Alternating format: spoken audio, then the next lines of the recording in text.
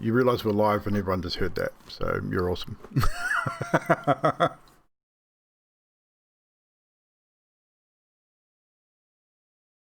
See? Jax heard that. Sup, Drags? So, we are live for another Sunday. Who can be a normal testicle? I think that was Yanti. Didn't you already sub? Like, last week? So why are you subbing again? Oh. I was saying, because we pretty much don't have any subs anymore apart from you, so according to my sub thing, which is weird. I'll have to have a look into that. But that doesn't matter, I'm not here for subs, I don't really care. It's called being a Who-Man. Who's a Who-Man? You're not a Who-Man. You're a Who-Woman. Ah. No? Okay, fine. Oh look, it's a Trash Man subbing with his Twitch Prime.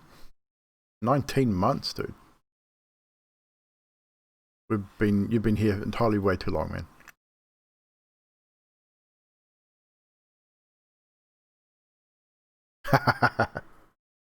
Well, this is true. This is true. Like I said, I'm not here for subs. I'm here for people to hang out. So, whatever you need to do, you do it. Anywho, it's awfully quiet. Why is it quiet? I haven't pressed that button. It's good. Deathly quiet. And no music. There it is. Anywho, right. So, Wednesday, obviously, we had the Curse of Strahd campaign, which went very, very well. Even with Mr. Addock not being here and Cam not being here to play Strahd, the dinner with Strahd went about as good as I expected it to go. The group left about as confused as they did when they arrived, which was pretty much my plan. So that was everything that I could have hoped. It's because no one's talking yet.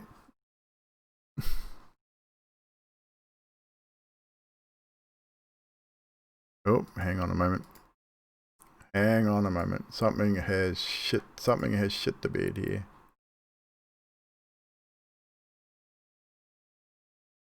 Oh, don't fucking tell me. Oh, there we go. I found them. No, I've been having audio issues all week. It's been a pain in my butt. You heard that? That's good. I think we're all. I think everything's back to normal-ish. Kinda. Maybe. Arc time? No, it's not Arc time. It's D&D time. Jeez.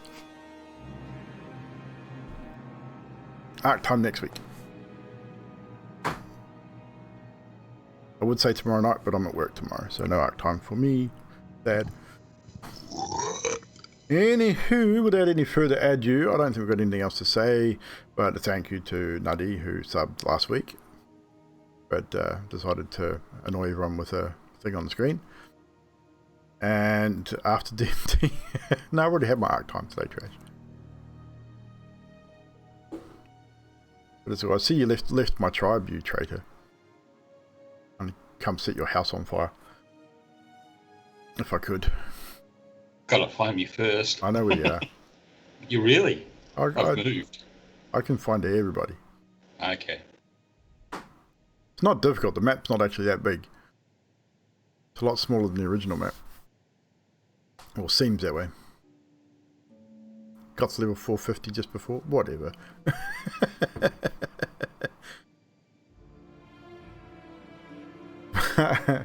It's all this Arc talk. We're going to get into D&D because...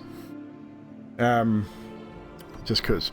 Anywho, without any further ado, we're going to get into our recap from last week. Where we last left off with the Lions, with the defeat of Kosis's general, Soma Seti. In the camp just below the Howling Mountains. Ellie sneaks off to find her weapons and weapons and bits and pieces that was taken from when she was captured. However, several orcs and a drow were hanging around Soma's tent. As the rest of you approach, not as stealthily as Ellie, however, the combat begins. During the fray, Ellie is able to sneak into the tent and find her weapons and rejoins the battle, which ends without too much more damage to the party. The orcs and the drow dealt with rather quickly. Searching the tent and the rest of the battlefield, you find a smattering of weapons and gold and bits and pieces, a couple of potions, and a map of Valond pertaining to kind of battle plans, which you decided that good idea to get this to Coram as quickly as possible. Deciding to camp for the evening before heading back to the city the following morning. During the evening's watch, a thick mist forms and engulfs the camp.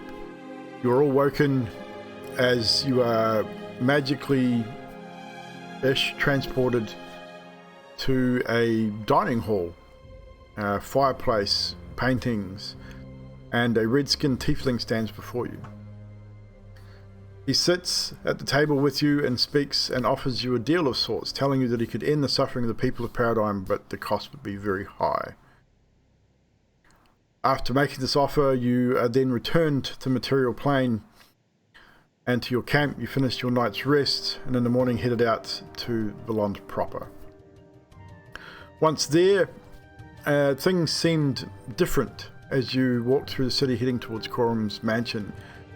And once arriving at Coram's, you were informed that some time had passed since you left, which kind of made sense with what you'd seen coming through the city. He also told you about several rifts that have opened across Paradigm, and that one had opened relatively close to Valond in the last few days, and has asked that you investigate and potentially close this rift. The map was given to him, so was a purse of gold of just over 5,000 gold pieces to give to the Dragonscale militia, much to the despair of Ildri, who didn't really like to see the parting of the shinies. Basically then you return to the guild house for some much needed rest before turning in. Het decides to, well, before that, Het and Sadiq discuss potentially a scry, which Sadiq suggests that Collect may be able to move to where this rift is, and the scry upon Collect might give some more information. This was tried in that evening. You all gathered, apart from Ildri, who was not answering her message earring, and the scry was performed. Not much information was gleaned from the scry, however, but the little information you gained may give you some insight into your next task. The rest of you then head towards your respective rooms for a good night's rest. Ildri, however, has left her room and is out flying in the night sky, pondering the events of the previous day. And this is where we'll rejoin our story. And as Ildri, you are out fluttering around the night sky, you do know that you do need rest. You are exhausted. So this flight, it's up to you how long it lasts for before you know you're going to have to head back sometime very soon. Otherwise you will remain exhausted or gain another level of exhaustion if you do not rest. But we will start with Ildri as you are out flying, I assume out over the ocean maybe. You explain where Ildri is flying and what she's doing. Probably out over the water, just thinking to herself, and then flying back in, sneaking upstairs to her room, and hopefully just closing the door quietly. So I know nothing of what you guys are talking about. No. So with that, we'll switch over to Het for a moment. Het, as you prepare to rest up for the night, Are you at all concerned that she didn't answer? Do you check up on her? Yes, so Het on his way back through his room, or what, I forget exactly, I think he was in his room already. He would go out to her room, just to the doorway, and he would telepathically speak with her through the doorway. However, not knowing that she wasn't in, he would be like, so, Yildri, you didn't answer the earring earlier. I didn't want to bother you too much, but, if there's anything you want to talk about, I'm right here. And he's telepathically sending this through her doorway to her, but she is far out of reach. I don't know if he would know or not, if she's receiving it. I'm not sure how that works, it doesn't say. But then he would just resign himself back to his room. No problem. I would say she probably would be well out of range of any kind of telepathy. Oh yeah, well out, 30 feet. Yeah. But he would not know that. He would just assume that she's heard his message and either asleep or not replied. You can make a perception check to see what you hear at the door if you wish. If you were trying to listen to sort of hear for any movement or anything like that. No, Het will respect her privacy and go back to his room. All right. So you head back to your room and turn in for a night's rest. Great. Eventually, Ildra, you do find your way back to the guild house. You enter your room. You eventually turn in as well, and you guys can complete a long rest. Ildra, your exhaustion would be gone after this rest. It is basically a full 24 hours after you received it. You haven't done a whole lot. It would have been borderline if you left it too much longer. That would have remained the next day. But the next morning, as you all begin to rise, the guild house is quiet. As you guys noticed when you first arrived back, that the notice board is empty. Whether that means that there are no jobs to be had at the moment, or whether they're just being held, or what, you're not entirely sure. But it seems that the guild house is still empty. There's no guild has been coming in and out over the last few weeks. Not that you would know because you haven't been around. But Lionel is in and around today. He's sort of wandering around doing a few bits and pieces. His office is open. You can hear him rummaging through papers and that as you come down for your morning breakfast and coffees and everything else that routine you go through almost every morning that you're in town. You do have not really an appointment, but you do have an appointment at the Arcanist to find out about the scroll that will help you close the rift. And such things. So the day is yours, Lions of Voland.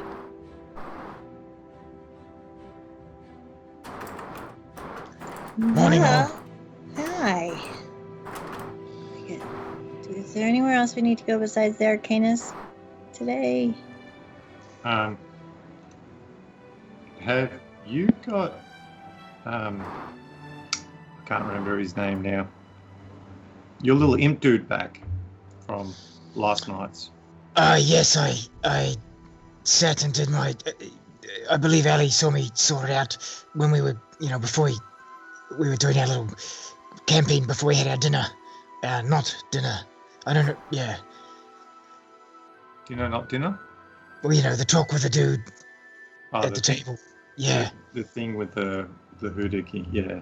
Okay. So yeah, Killick is back a little bit. And was he able to give you any more information outside of what you got described? I haven't actually asked him any extra on that at this point. I thought it would be nice to do that in the group with all of us here. And Het looks over at Yildri.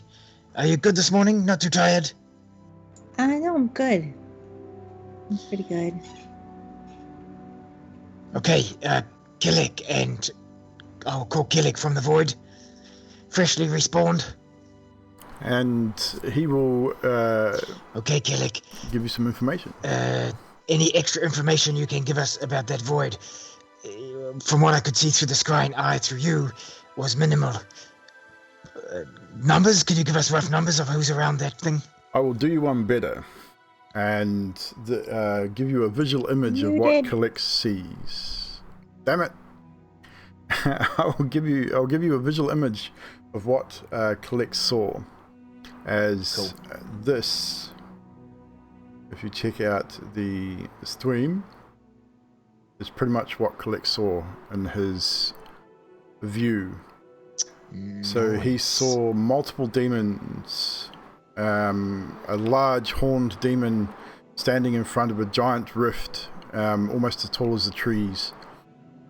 A couple of dog-like creatures and 2 fiery elementals flanking the portal.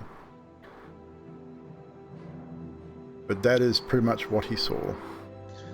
So Kellic describes that to the group, and Het says, "Okay, that's pretty good. Thank you, Kellic." Yes. That seems like a lot of things around the rift, and at the same time, stuff could probably come through. Yeah. Do we want to maybe try to drag some people along with us? Just to, like, even out the odds a bit more? I believe the militia will still be able to give us a hand. I think so. I think Corin mentioned something about allowing some of them to come along. So. Yeah, it's not like we'll need it like a whole 500 troops. It's like maybe 10. Yeah, 10 would be. That would kind of even the odds there. Yeah.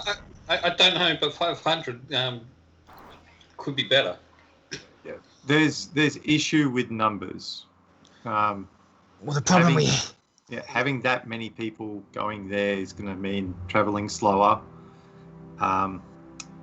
The chance of it not really being that big of a surprise to them, and they're tripling or quadrupling their, or 20-folding their numbers because they're in front of a rift. Well, we can always do what we did with the camp. Go ahead of the group, but that kind of works. Well, you mean you get captured and then we have to save you again? Yeah, like that, yeah. Yeah, that sounds like a stupid idea, which kind of makes sense why it came from you. No, what I was talking about was just go ahead of the main group and get the jump on them. The problem is if we drag numbers away from the city again, it could be problematic. And we were away for a long time last time, longer than we realized. Yeah, I think this time it's probably better that we take. All right, then. Then we go seal this thing, and actually, wait a minute. Do we know how to seal this thing, or are we getting something for that? We're getting an arcane parchment, I believe, I think, that we can use to close the rift. I think that was what the plan was, yes. And also something for portals or something, wasn't it? Yeah. So camping the night, we can get back quicker, hopefully, maybe. And that is what we're going to see the Arcanum about. I think we also might need to... There seem to be a lot of fiends and demons there, so maybe we need to ask the Arcanum for something to help us along. Like, I don't really need anything to help damage them more. They're kind of my favorite enemies type deal. But Ellie, maybe. You have a favorite enemy? Well, undead fiends. It's kind of what I hunt. Oh, I don't have favorites. I mean, I just say, oh, these guys are bad and take them out. But I guess it's good to have something you like. Well, I do have this snake white scimitar that I acquired now. Or do you mean more help? Yeah. We still have that jar, don't we? Which, my jar of capturing evil demons, you mean? The iron flask. Yes, I had thought of that when Kellic was explaining that as well. And whatever the thing Sadiq uses with berserker people. Oh no, that's still recharging. Yeah, that will take a while. What do you call that thing, Sadiq? It's a horn of Valhalla. I'm sure it is. I think maybe. Let me just pull it out and check if it's actually got something inscribed on it. No, Maris's interest is piqued. Whenever Sadiq says he's pulling out his horn.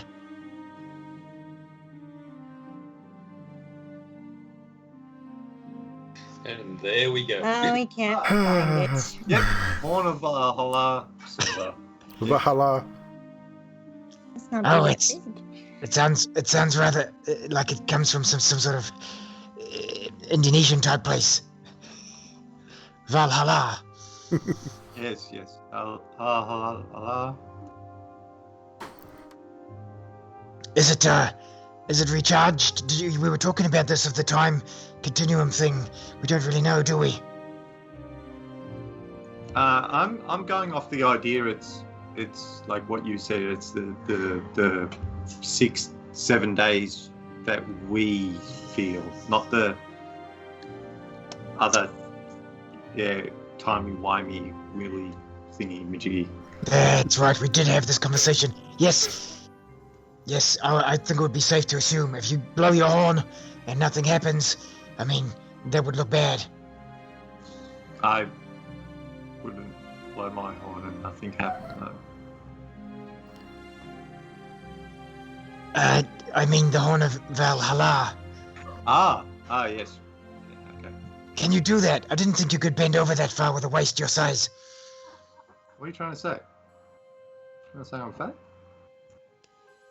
Okay, well, Husky like me. I'm gonna go to the general and check if we can get some more people. So. Yes, that's a good Okay, idea. you go see the general, Fiala.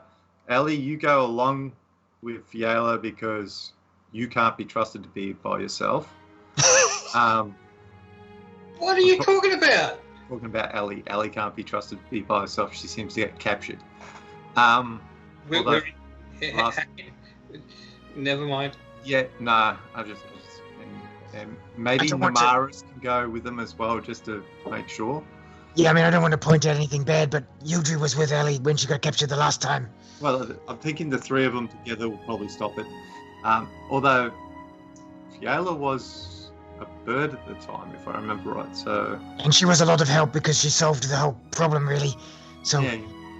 And then then you and me can go to the Arcanum and agreed. get all the other stuff. Alright. Do we still have is it this campaign that's got the Rod of Holding, or is it the other one?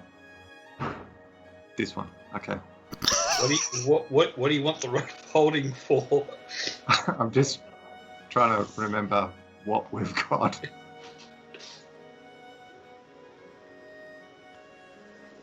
Okay, you guys happy with this plan? I think it's good. All right, we'll meet back here in how long do you think? A couple of hours. It won't take me too long. Just ask a question and see if he'll give us some troops. Or do you want us to all meet at the Arcanus? Sounds like a plan. Okay. All right, we shall see you there. Have a good day. Don't fall in any holes, Ellie. She might get pushed. Who's going where? Me and Het to the Arcanus, Ali, Namaris, and Fiala to the General. So girls and boys. Okay. When I'm just gonna ask Sadiq, when you guys go to the Arcanus, would you be able to just have a look at some bracers of protection for me, please? What level of protection? Just for a bit more less, her armor. Okay. Do you want like, an extra hit, an extra 2 hits? What are we looking for? Just something to make me a little less squishy. Haha. Because not that I'm that squishy, but you know what I mean. Alright, so you got a price value that we're allowed to go up to, or because I dare say we'd be able to get something. I don't think coin is an issue at this point. Yeah, whatever. Right, okay. But save as much coin as you can, please. I just give Fiela a little pat on the back and it's all right. One day, Yildria would buy you something. I heard about an alchemist, an alchemist. No, one of those guys who works with mechanically things. What are they called? Artificer or something like that. I heard about one who could make a showery thing that made gold shower on top of you. Ooh, wait. No.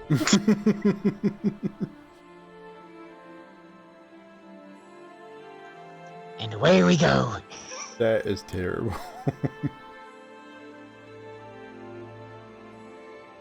So, with that, you head out. The boys head towards the Arcanus in the center of the city. The girls head to the outskirts of the city to ask for aid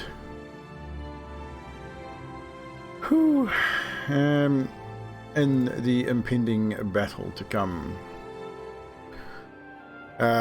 We don't really need to roleplay both. You've already been told that the Dragonskull Militia will provide you with troops, so you go catch up with what's his name? I've got it here. Edwin Ludness, General Ludness. As you have met him before, you go ask him how many troops would you be looking for, and what types of troops. I explained kind of the visual that they had explained seeing Collect saw, and asked for not too many to take away from the town, but just enough to give us a little edge. So a couple hundred, 100 maybe, I don't know. He looks at you and he goes, I see. Well, say there's maybe a dozen or so of these demons with potential for more, with the rift, obviously. But if you're there to close it, I'm sure there would be a range on the closing of the rift. You may even be able to close the rift before any battle is started, of course. I can spare, with the obviously things getting more intense, how about 25? I can give you 25 of my elite, what we call our elite guard. 25 is good. Hopefully we'll get it done before they come. Who are you giving us? I just said, the elite guard. She's not very bright, this one, is she? She's had a lot of trauma. She's still coming to. I mean, 25 elite guard, that's who I'm giving you. And he sort of whispers to another soldier that's with him. And the elite guard, as they assemble, as you wait for them and they assemble, essentially you have 5 that are not unlike Namaris, no armor. They're wearing basic leathers, carrying an assault. 2 of them are carrying large battle axes, 2-handed battle axes. The other 3 are carrying great swords.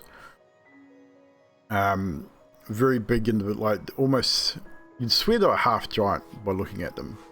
They're quite a good size. And as they sort of approach, have any of you seen a Goliath before in the campaign? So you're not there.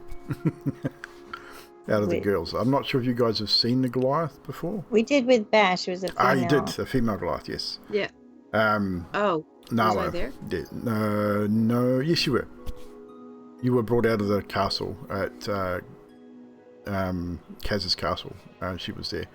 So yes, you've met a half Goliath before. She's a half Goliath, but these guys they're all men, and they're all full Goliath.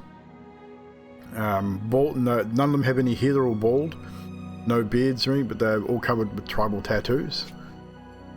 The other 20 are wearing mixed, all the same armor, but all chain shirts, leather trousers, boots, but they've all carrying sword and shield.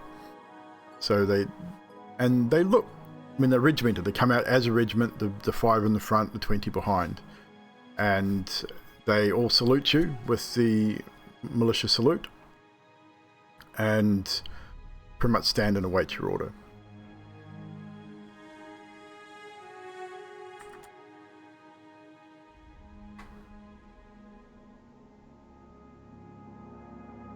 With that, you head back into town. The militia following you as you head. You all turn and heading towards the Arcanum. Do you give them any kind of instruction, or do they just let them follow you into town? Or do you want them to? Do you want them to meet you somewhere? I give them instructions within the outskirts of where that area we saw would be, so that we're going to go ahead of them. Okay, so you pull out a map and you show them roughly on the map where you wish for them to meet you. You send them on ahead. You tell them to wait and wait for your arrival. So they will find that spot on the map. So when you do eventually head out, you know exactly where you need to go, and you'll meet them at that spot. So they all head out on horseback initially, by the looks of it. And they do as they are asked, or as they are instructed by their commander. You then make your way back into the city, heading towards the Arcanus. Het and Sadiq, you will get to the Arcanus well before the girls return. Once there, as you walk into the Arcanus, you'll be met with the steward, the newest steward, which was Arwen, the gentleman that you dealt with the last time you were here. And he bows and greets you. Good morning. What can I help you with today? You want me to take this, Sadiq? Yeah, you're the magic. Yeah. So we're after 2 things today. We want to know how to shut down a large portal or rift. Of course, yes. Coram did say that you would be coming by today to... We have been working on this scroll overnight. The skull? Scroll? Dang it. You had my hopes up there for a minute. We shall... it's not quite finished. If you wish to wait, it should be not too long. I can wait. What else were you seeking today? And maybe some scrolls of, like, teleport so we can get back to here much quicker. I've utilized everything I had previously. Last time we had to walk, and it was quite hard on poor old Sadiq here.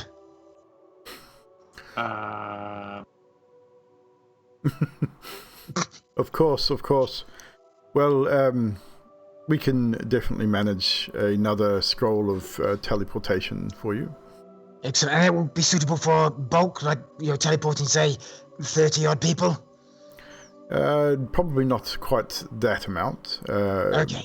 Maybe a dozen at most. But you will have multiple charges, as you did before. Excellent.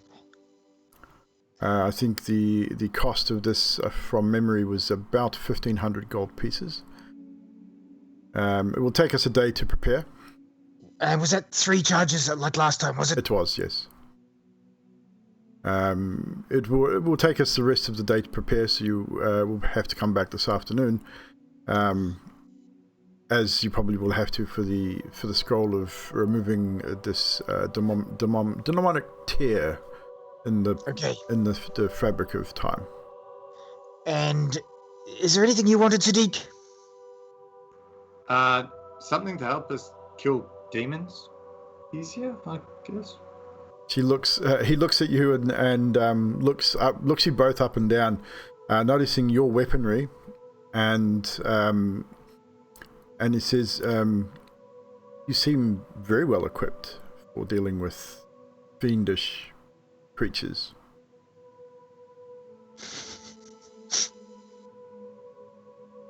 Okay, if you think so, that's good enough for me. Not quite good enough for me. I haven't paid you any money yet either. That reminds me, we will pay you on completion. Is that okay? Of course. Was there anything else that you needed? So, do you have any gauntlets of protection, or a ring of protection?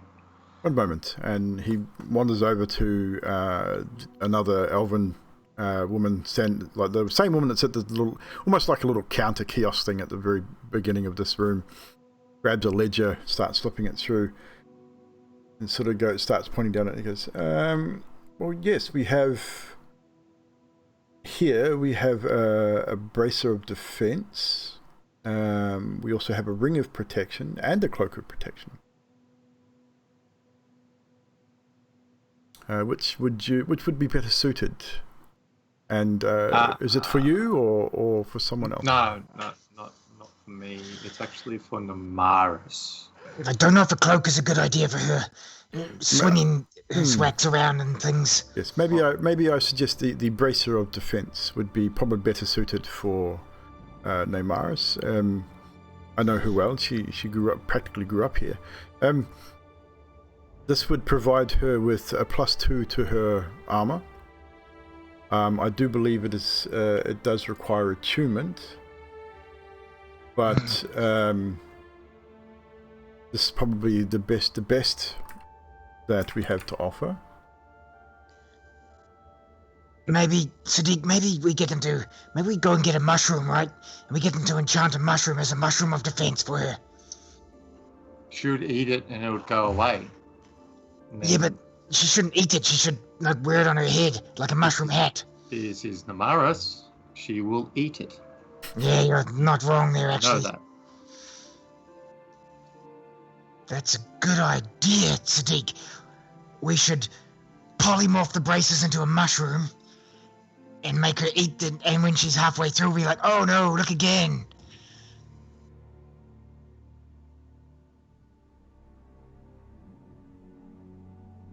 No? Okay, just the braces it is, sir. Just no. The Arwen's sort of standing there, sort of looking from you to Sadiq, back to you, seeing Seek's reaction, almost face palms himself. He's not really getting the humour. But he finally says, "Well, the braces you can take now if you wish, but they are expensive. There'd be 4,500 gold pieces." Okay, do you have that on you, Sadiq? No. You can use party funds and just take it out of the party funds if you have it. Yeah, we'll do that. We will have to get the party funds and get Alessandros to. She holds the bag. As wise as that is, yeah. And after a short while, the girls will arrive back anyway. As you spend your time waiting for this scroll. Oh yeah, one more thing before the girls arrive. I have this thing here, and he pulls out Scully and holds him up. Yes, we have seen your thing before. Yes, Master I get my thing out a lot. He is wonderful. He tells me where to go. He lets me see things that I probably shouldn't be able to see. He protects me from fiery danger. I would like him to be able to do one more thing, and I know it would cost a bit, but I think it's worth it. Yes, what will that be? I would like him to be able to cast Disintegrate, say, I don't know, once a day or something? Would we be able to do that? At its base level or something like that? This is a very powerful spell. It sure is.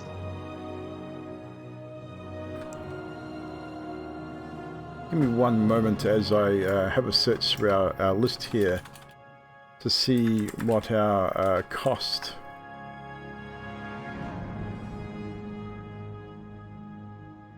Do, do, do, do. Do, do.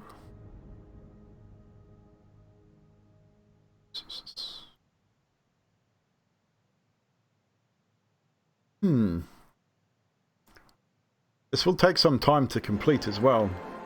Absolutely. Even if you could just put it on a gem and I can insert it into Scully later. So you can insert it, you say? Yes, Scully has a little hole in her back end, you see. I can't find the spell, god damn it. It's a sixth level. Sixth level Sixth bard level spell? transmutation. I believe it is a bard spell, but I don't know whereabouts it hides. Transmutation, hang on a second. I will find it in there. It's actually under classes Sorcerer and Wizard. Yeah, I don't know if Het would be able to cast it. I can through other magical games, that's all. Mm-hmm. 1 second. Oh, when I find my shit. Transmutation.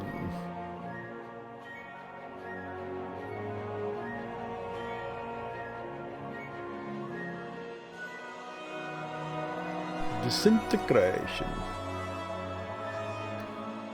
There's a 6th level transmutation spell.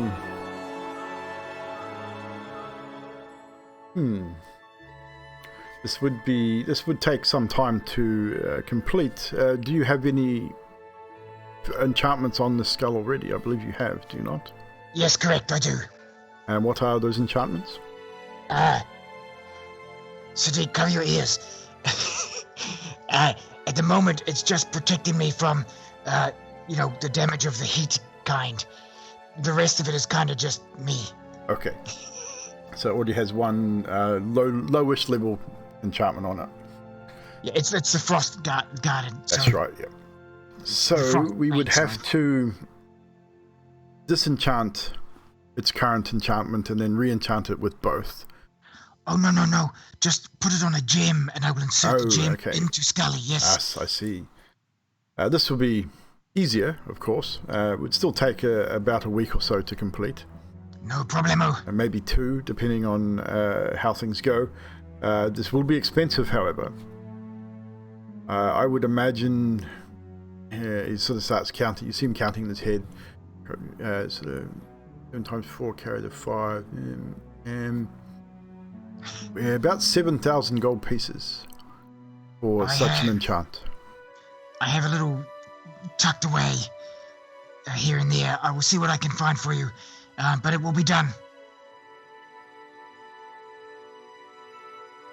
So, of course, I would just take a few details from you. I mean, we know who you are, but I'll just write these down so we know exactly what we're after. We want 1 scroll of teleportation, 3 charges. The braces of defense you can take as soon as you make a payment. The scroll of interrupt rift, or disrupt rift, I should call it. And of course the gem with the disintegrate. You do realize that the gem it may be it will not be will be repeatable, but not very often. It would probably need to regenerate after cast. That's fine. So probably, we'll give you more details, but we're maybe looking at 1d4 days before you could cast it again. No problem. I don't want to disintegrate people willy-nilly. That would be silly. Silly indeed. But I'll give you more details when it is complete. So total cost for all items will be 7,000 for the gem, 1,500 for the scroll, and I believe it was 4,500 for the braces. Correct. That is what I have written down. That looks good. We will come back with the coiners when the items are ready. If our friends should be due here any moment anyway for the braces and the other stuff.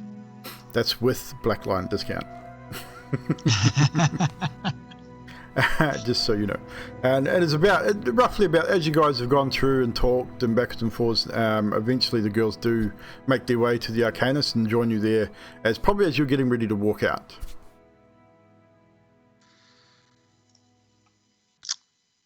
Oh, hey! Hey, Always wait for someone else, aren't we? we've got 25 elite meeting us at a point on the map, so they'll wait for us there. Oh, you're not walking through town with them, following you? No, she did send I've them just to... arrived. I thought we were arriving. Yeah, you guys are arriving, yeah, but she did send the militia ahead. Oh, yeah, sweet. Oh, hey, Allie. What we got in the bag? What was that, sorry? What kind of coin do we have in the old keepsake sack? We have 140 platinum, 8k worth of gems, and 3 silver. So you got no gold I left. think we might be alright. 1 moss agate, 2 obsidian, and that's about it. Okay, I might have to borrow, say, 1,000 gold worth of or break down the platinum. And your braces, Namaris, are 4,500 gold, so 4,500 gold pieces. And the scroll of teleport is costing us 1,500. I think, will that cover that? How does platinum work again? I forget. 140 platinum, is that like 10 gold per platinum? 100 gold per platinum, I think. No, 10 gold per platinum. No, 100 gold. Shit, I can remember. 100, I think. 100. 10. Yeah. 100. D&D Beyond does it. 10 gold per platinum. Yeah, it is 10 10 per gold, platinum, so... So you don't actually have a whole lot of money. Nope. We have 1,400 gold. We still got... You got the I've 8k got- gems. Yeah, and I've got stuff in the Bank of Yildry. That's So right. have I. That's where I am pulling mine from to pay for Scully. Fantastic. I have I as think well. you all do. You all Yep. kept... you were all given X amount, which you decided to keep at the Bank of Ildry. Yeah. Bank of Ildry does not look very happy about this. Nope, she Supposed doesn't. to be a savings, but okay. Look, I've got a reason I needed to purchase what I did, which you don't know except for Sadiq, but nonetheless, it is very helpful in the long run. How helpful? Like 1,400 gold helpful, or? Oh, like, 7,000 gold helpful. I feel dizzy right now. I'm gonna get some air. I don't know if you remember this, but the gold that we put in your lair is kind of ours. Yeah, I mean, it's nice to I'm see just- it there. I'm going to go and grab some really good mead, and I'm going to take Fiala outside and Where are you Get going to her some grab the fresh meat air. from? You're in the Are we Arcanist. not There's in the no guild meat. house? No. No, we're outside the Pay Arcanist. Well, then I'm attention, not. woman. Pay attention. You've done Well, this then like I'm not 5 gonna times do last anything. week. I'm going to take Fiala outside and say, just come with me, it's okay. And I'm not going to tell her about the Dragged out. 4,500 that I'm spending on my Don't bracers. spend anymore. Don't spend anymore. Currently, Sadiq, I can pay for the scroll of teleport with the 3 charges. That's no hassle, and as long as I can recoup that from our party funds, then I can get my Scully sorted. The Scholar Teleport. How much was it? 1,500. 1,500. I'll pay for it. Are you sure? Yeah.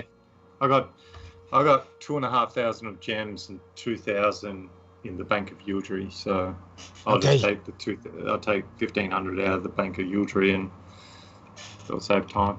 Yeah, I will. Once I take what I have in the Bank of Yildry, what I have currently will pay for Scully, so that's good. Yeah. And so, does Namaris have the money to pay for her braces?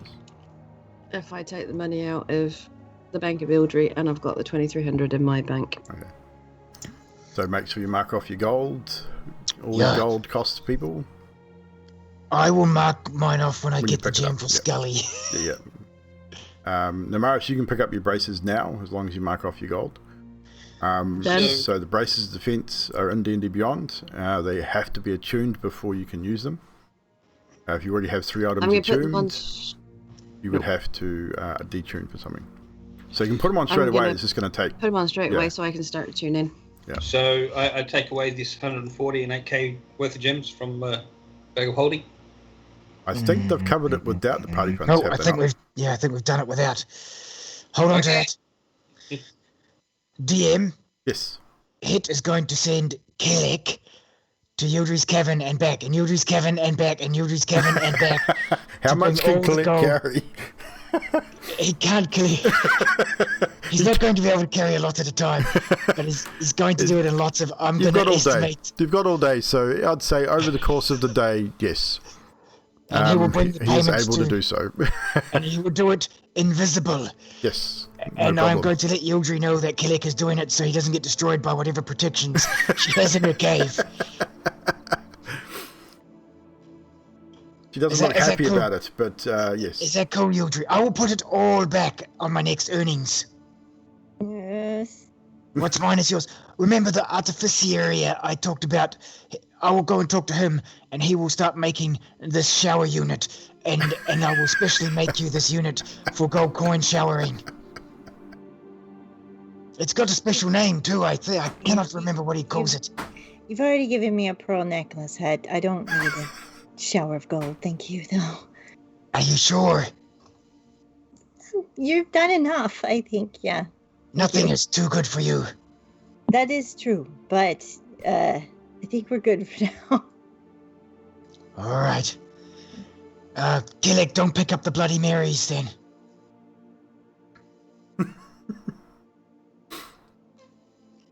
Okay, good, done. So, to expedite the story, over the course of the next few hours, you do what is necessary to prepare yourselves ready to head out to this rift before returning to the Arcanus to pick up the items required.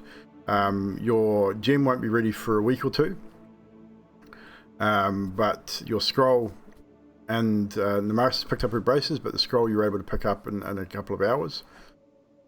And money is delivered to the guild house, ready for you to pay for your gem when the time comes, via Kalik, who probably takes 3 or 4 hours to do so. Zipping into the void, coming back, disappearing, coming back, and it's just multiple trips until he gets what's needed. It might take him a full day. Probably. So you will. This will render Hit unable to use Collect in the upcoming battle, as you guys prepare to head out to the north. When you get the rift, the scroll of rift dispelling, it has an incantation written on it. It's a ritual, so it needs a few components, which they've given you the components, which is a small brazier, not unlike the ritual that it takes you to cast Find Familiar. Small brazier, some incense, some herbs and bits and pieces that need to be burnt. As the incantation has spoken out aloud, the ritual takes 5 minutes to cast and needs to be completed in order to seal the rift closed. It has a range of 120 feet. And that is it. So you need line of sight and 120 feet. So you have to have line of sight on the rift to be able to for this ritual to work. Okay. Hit explains that to the group. Okay, 5 minutes is a long time when it comes to battle, but... Especially if I am unable to be healing you while I concentrate on the ritual. Yeah. Well, watch your back. Do we... Sadiq, Ellie, Namaris, this is important. We need a plan, because you are going to be fighting... And I know I don't do a lot of damage, but you're going to be fighting with a healer down. If I am casting this ritual, I am dedicated for 5 minutes to this.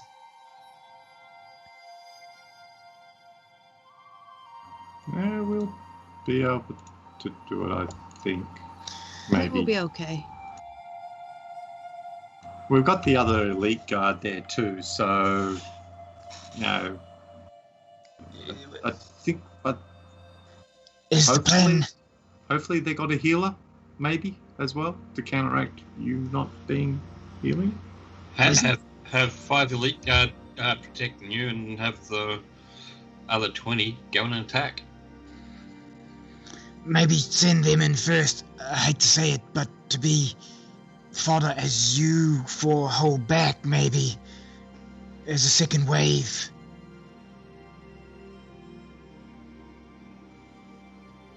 That could work. I know it feels like we're sending them to their deaths, Sildre, and I apologize, but it would be the last thing we need is to put all of you in there at once and have you expended before the time is right. Most of our battles take a good minute. Well, once we get closer, we'll talk to them and see. We don't know if more have come or not by then, so we'll check it out when we get there. Also true. I just thought it might be nice to have a plan, just in case. Yeah. Oh, we're pretty much ready to go now, aren't we? Anyone's all done? Yeah, I go someplace with some space and I'll transform into myself then. So with that, you leave the city via the eastern gate, find a small clearing on the outskirts of the city, transform into your dragon form, and your passengers embark, and you head out towards the northeast, heading towards the spot on the map where you said you would meet the force of Dragon Skull Militia. It doesn't take you too long to get there, a couple of hours. They've had all morning to get there, and as you arrive, you can see that they've probably just gotten there themselves, and not really setting up camp, but of setting up almost like a forward operating base. They've got two or three there, sort of, or maybe half of them creating a perimeter and sort of just preparing themselves. As you arrive, you are approximately probably 300 or 400 feet from the spot where the rift is said to have been, and with Het's and Collect's guidance, you know that you're pretty much on the money with that. You're about 400 feet from the spot where the rift is. I ask if they've sent any scouts ahead or if they've just stayed still. From what you can tell, one of the Goliaths says, "Commander, we've only just arrived. We're about to send a scout out. Although, not these guys." And you see obviously the 20 wearing chain and stuff, and not very stealthy. One of the berserkers gives a salute, stands up, and then takes off around through the trees. Very quickly and very quietly. For such a big guy, you are quite surprised at how quick and how quiet he is. But he disappears after about an hour, if you were wanting to wait for him to return. About an hour or so later, he does return.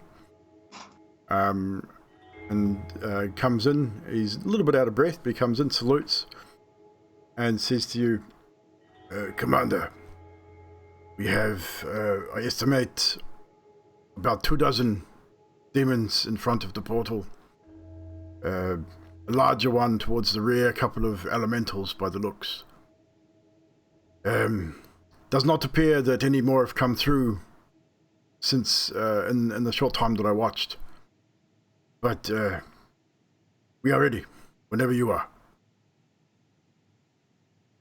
And Het, you were talking about sending them in first, right? Or... Yeah, how do you guys and gals feel about being like the forward attack party? Does that seem fair to you? A female of the elite guard, as they're all sort of kneeled and that sort of in a bit of a semicircle stands, and says, "Permission to speak freely, Commander." Permission granted. If what our friend here says is true, may we think of a more stealthy approach to begin the attack. What is the range and requirements of this spell for closing the rift? That is why we are here, yes? Correct. I need to be somewhere about 120 feet with direct view of the portal. And she turns and says, Geralt, was there any position with line of sight on the portal that would give Master Het a opportunity to close the portal without being seen? We see sort of scratches his head a little bit, thinks, and he says, actually, I think so. If you're willing to try, I can show you. If shit hits the fan, then the rest will attack. That might be good. We could also try and flank them.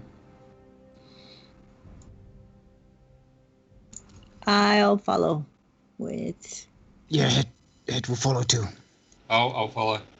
Are you all following Geralt? And he'll be going on his own, just with you guys. The rest are going to stay in the front and prepare their attack from the front if things go awry. Sounds like a plan. So with that, Geralt leaves you off around to the northwest of the position of where you are, and takes about 35-40 minutes before he gets you into a position where through the trees you can see this rift. You're about roughly just outside of that 120 foot range. You can get closer with a stealth check, but from your position you can see pretty much what Collect described to you. You see a large horned demon sort of pacing in front of the rift. It's a couple of large fire elementals flanking either side of it, which they look like almost like they're guarding the rift itself. Sit out in front of him, or either side of him, seems to be a couple of canine type creatures, a lot larger than a regular dog or a wolf, and their skin is leathery and dark red in nature. Out in front is a couple of rows of just random looking demons, about human size, but there are 2 or 3 larger ones to one side, which look familiar to you guys. They were very similar to the ones you fought in the basement of the keep when looking for Thorfinn. But that is pretty much what you see. He's only about maybe 18 total, from what you can see, maybe less. But if you decide to wait and watch, you can for a bit, unless you want to stealth in and start the ritual.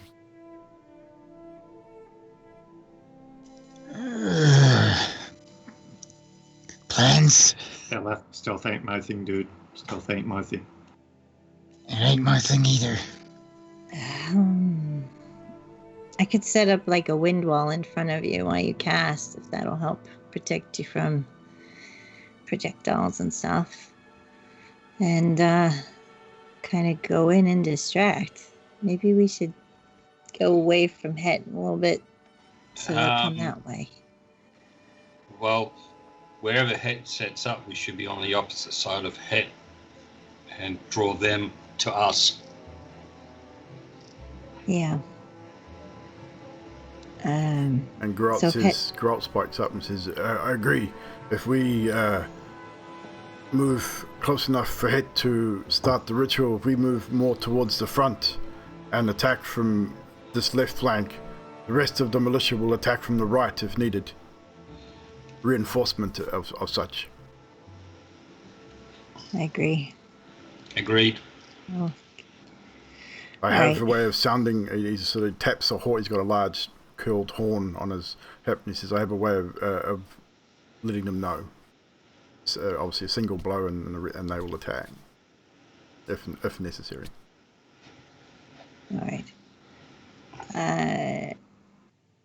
So we'll set it up that way then, okay. And then we'll get set up. So with that, you guys move around to Het's right, heading towards where the front of this, pretty much the view that you had before on the stream.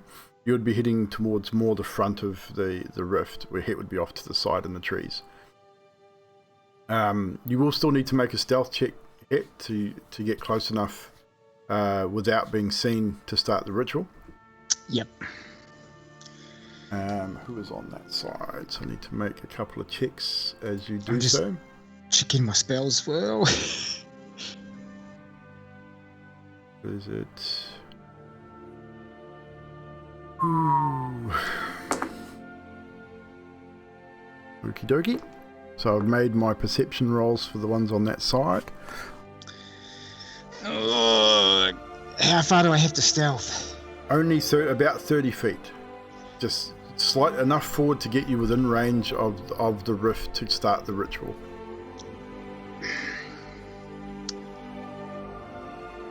Okay. The ritual has to be spoken out loud, but you were at 120 feet. You can say it quiet enough where you won't be heard. But you're walking through trees and twigs and debris on the ground. It's just basically to see if you can get close enough without being heard or seen. I can see the spot from where I am? You can roughly see it, yeah. Can I Misty Step there? You certainly can. I am going to cast Misty Step and Misty Step there. You Misty Step forward. You'll still need to make a stealth check to see if you remain hidden from sight. 13. That's 13. a disadvantage. So as far as you're aware, you've not been noticed. There doesn't seem to be any movement from other than their natural movement, sort of walking around. You don't really hear anything. You hear the occasional guttural growl and some weird sort of growlings coming from. Do you speak Fiendish by any chance? I speak deep speech. It's the closest I've got, so no Fiendish. No, so you probably wouldn't understand what they're saying. But you set yourself up. You put the brazier down on the ground in front of you. You put the relative herbs in. The incense is set in place. You light it. Wait for it to start to smolder as instructed. And then you start going through the incantation. Okay, so Head sits there after doing all that, and he actually sits Scully on his lap, and he says, the incantation begins like this. Now that I know that the right time has come, the prediction will surely be true. The impending disaster it looms, and the whole of this area is doomed. Why won't you listen to me? Is it so hard to understand? That I am the real seventh son, your life or death on me depends. And he goes on like that for a bit. No worries. Pretty much repeats. It goes through a paragraph of text and then it just repeats. It's basically one of those types of spells that just needs to keep sort of droning on for 5 minutes. You guys, from where your position is, you can't really see Het. You know roughly where he is. I need you all to make perception rolls at this point to see if you can see any movement from the group in front of you. You're still about 150 feet away from them. You can see them off in the distance through different trees and into the clearing. But at this point, we just need to make perceptions to see if you can see anything out of the ordinary. 25. 25 from Elishandris Nemaris.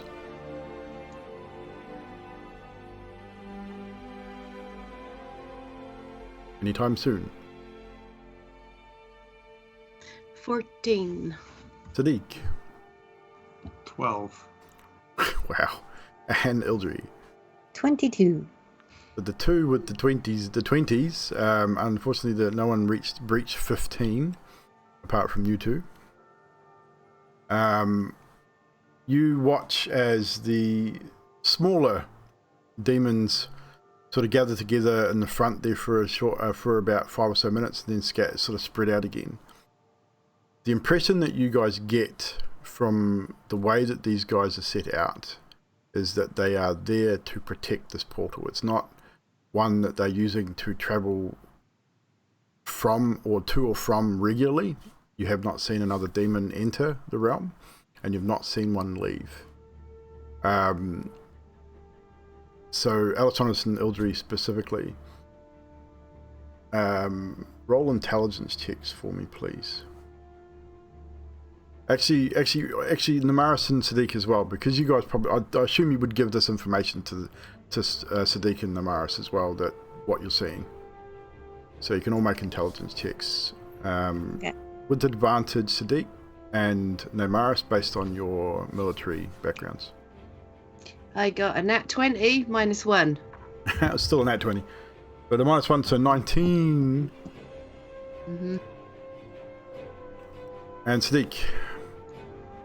With advantage, I rolled 19. Nice. And 19. 19 and 19. Awesome. So, you with your both your military backgrounds, the way that they're standing, the way that they are positioned, they are definitely here as a protection force. They are here to protect that rift. They will not let anyone through it. They will not let anyone try and dispel it, but obviously they don't realize the range of certain spells, as they have not, doesn't look like they've noticed anything going on at this point. They're not static, but they're not really patrolling much either. I got an 18, by the way. You would see it as well. You would understand that as well. I mean, you guys have been together long enough. Anyone over a 15 would understand that they're there to protect it. It's pretty obvious. Hit, you would not be noticing a whole lot. You'll be locked into your spell.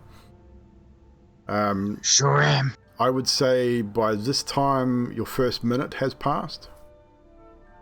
I'll need to make another perception check here. Your stealth check will hold. Second minute. You're into your second minute now. You guys in the front, with your perception checks as before, you still do not see any movement or anything that looks aggressive from this group as yet. Hit, you're still you're still chanting away there. You can open your eyes and look if you wish. It's up to you. Hit will focus on Scully all the time. He's going to ignore what's going on just in case he wouldn't want to get sidetracked or distracted. Yeah, he would want to help if he saw them getting hurt, so he's just focusing on Scully. No problem. So we will make my perception checks for the remainder of the second minute. Man, you're so lucky. Second minute of the ritual passes. Nothing out of the ordinary has changed. The Goliath that's with you, Ildri, looks nervous. Not nervous of combat, not nervous. He's just worried that Het might get hurt or be seen. And he sort of whispers to you, do you think I should head back round and watch him, just in case? Either you or I could go either way. Probably safer if I go. I'm pretty good at hiding myself. So he's going to roll a stealth check and head round to Het's position. Not too bad.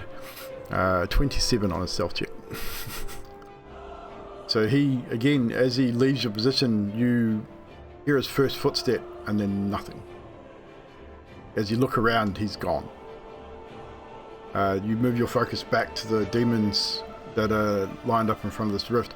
And what you see when you look at the rift is just a large...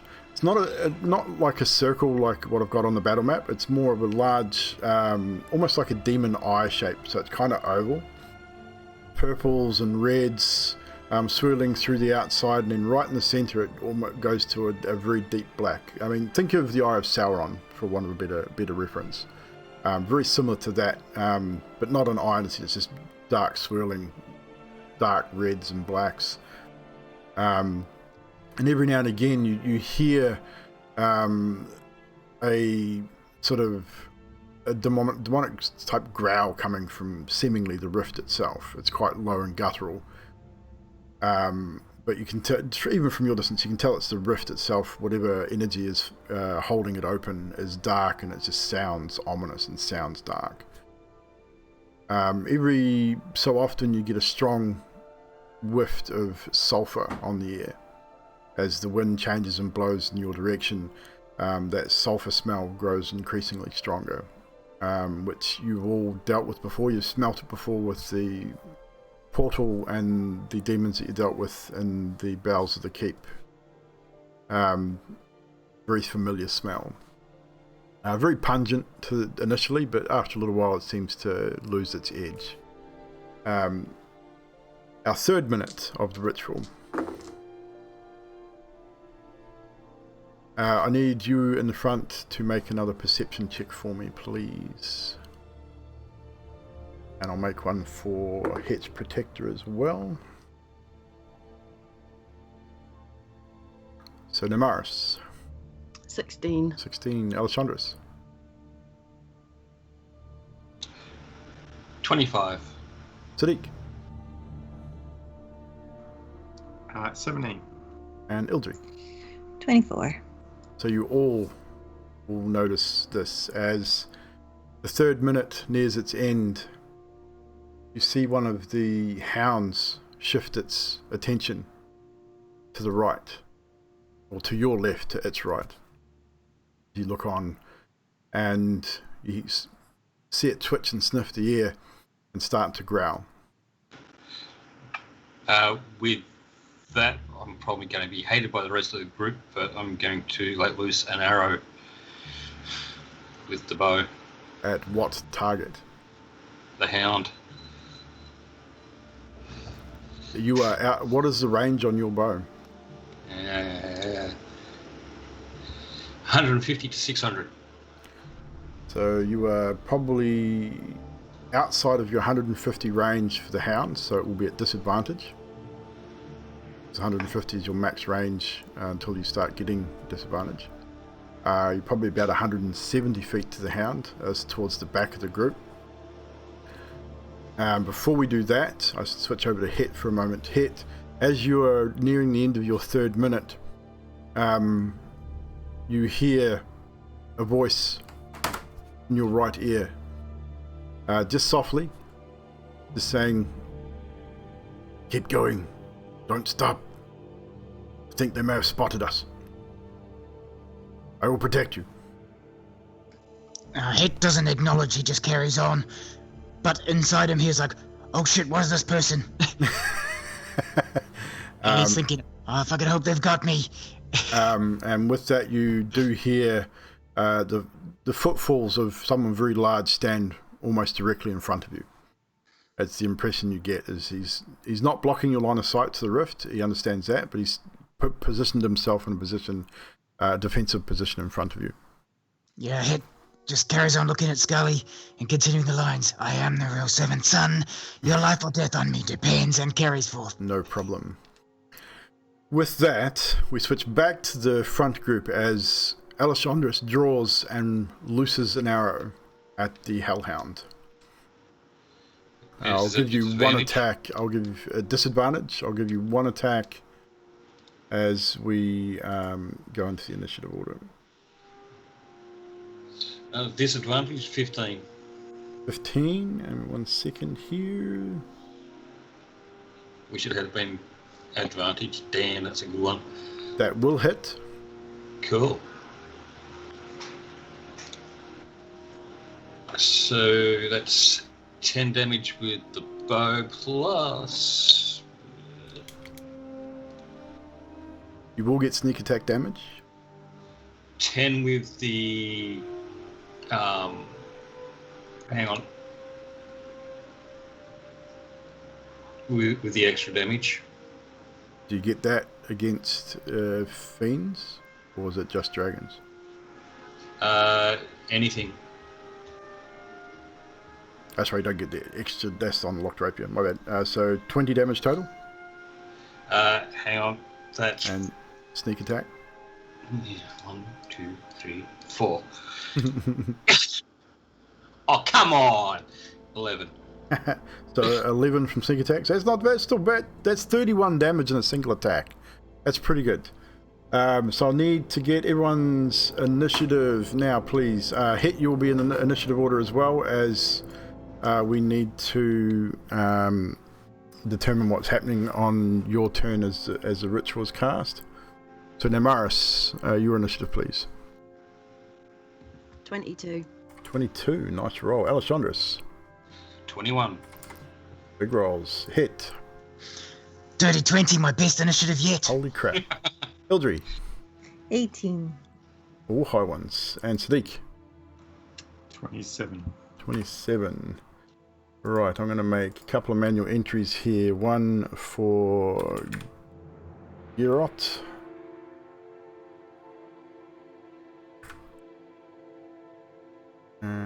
His initiative is... Where's my dice? Shit, he rolled high too, 19. And one for the rest of the militia, which will act on as a group. Bad. 15s. So, with that, Alessandrus looses an arrow, which finds its target. When I get the... Where are we? Hellhounds. Hellhound 1, taking 31 points of damage. Sorry, guys. Just need to look at damage, immunities and such here. It's radiant and piercing damage, yes?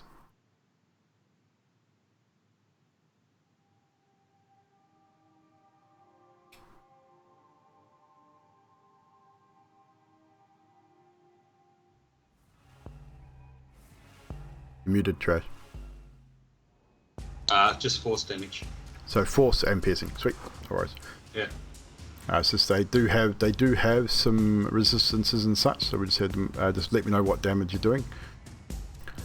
This initiates the combat. Give me 1 second. Hit, you are off camera all the way to the left of the map, so if you look at where the rift is, we're looking at 5, 10, 15, 20, 25, 30. You're about 120 feet away, so you are well off map at this point. So are the rest of you. You guys are about 150 feet from the front line of this group, so you're not currently on the map. So you will need to move in the next few rounds to do so, to actually get within range. But obviously Ellie doesn't need to, she can shoot at 150 feet. So if you've got spells at that range, you can use them. But Sadiq, you are at the top of the initiative order. I'm going to do a full-on fucking run. Full-on sprint, double dash. Double dash, which is 70. Don't you have bow? I do have a bow, but I'm going to do more damage with my sword. So your full movement's 35 feet? Yeah, so 70 feet. So you are now within 80 feet of the group. So you are first in, heading out there. With that is now some of the demons' turn, as the arrow, which is brightly lit, fires through them. It kind of takes them by surprise, as this brightly lit arrow of radiant energy, a radiant looking arrow, slams into the hellhound and sort of sends them into a bit of a look around. So they're not really moving at this point, but they are going to make some checks to see what's happening. They will make a perception check. They are blind as a frickin' bat, those guys. Yes, they are. So they do not see where the arrow came from, nor do they see Het and Garot at the moment. So the hound focus is now on Alessandrus, not on Het, which he had seen. With that, Namaris, it is now your turn. I'm just going to try and get as close as I can to whatever's closest to me. So what is your full movement speed? 30 feet? 40. 40 feet. So 40 you can double dash 80 feet if you wish, which will I will put do you that then. which will put you 10 feet in front of Sadiq. So Sadiq, as Sweet. you take off and start sprinting towards the battle line, Namaris sprints off with you and passes you and just shoots 10 feet in front of you. She just streaks out in front of you. She's obviously not wearing as much armor as you are and is moving relatively quickly. With that, Alessandrus, is now your turn again. With hits up after that. So I'll move up to the required range of 150 feet, so I don't get disadvantage. So you can move. You can move your full movement forward, which will put you within that range. Yeah, all right. And I'll go for the hound again. The same one. Yeah. Fire away. 16 to hit. 16 does hit.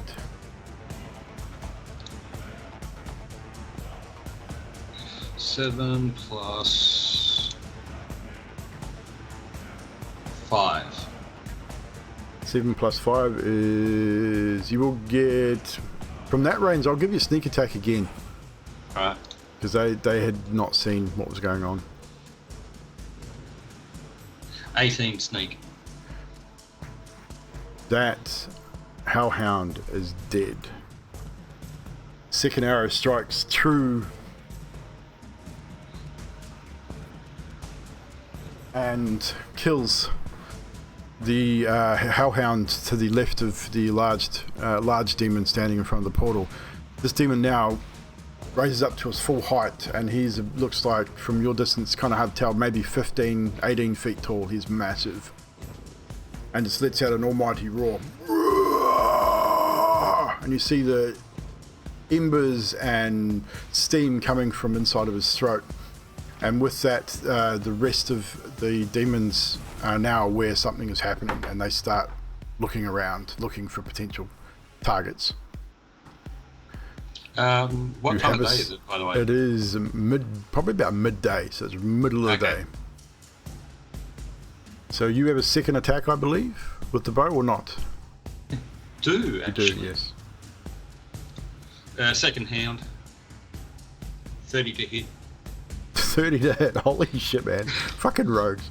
Yes, that does hit. 9 damage plus... You will not get sneak attack on that one, however. The 9 for... 8. 9 plus 8, 17.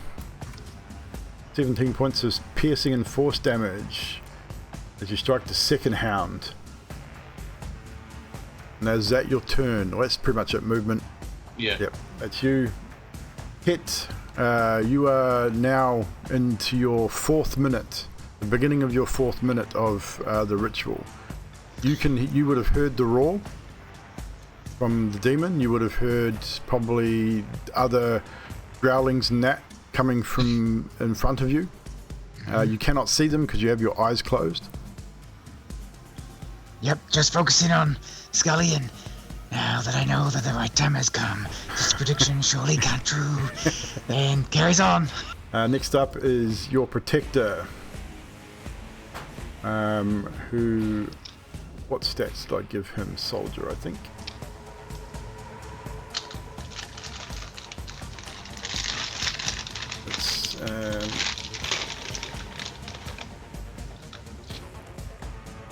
He is going to hold his position at this point.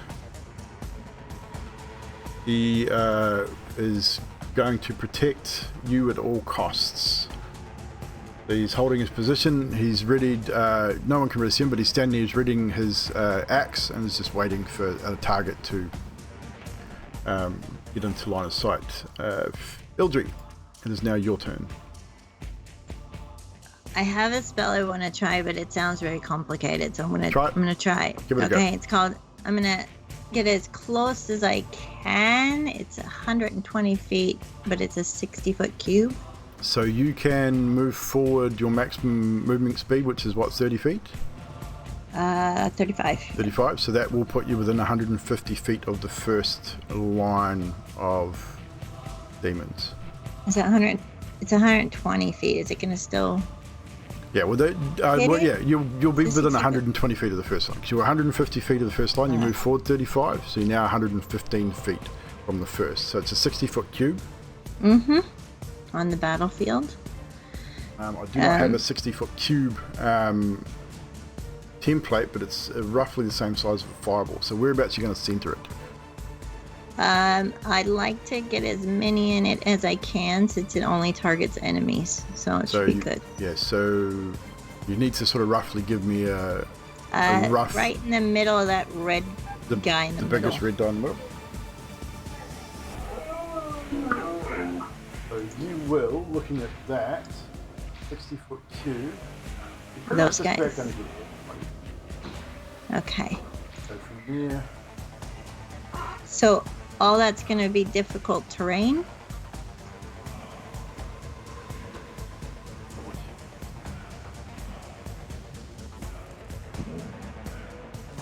Only looking at that, the only one you're not going to get is going to be the one on the far right. I'm just going to draw up something on the map just so we know what it is. All right, cool.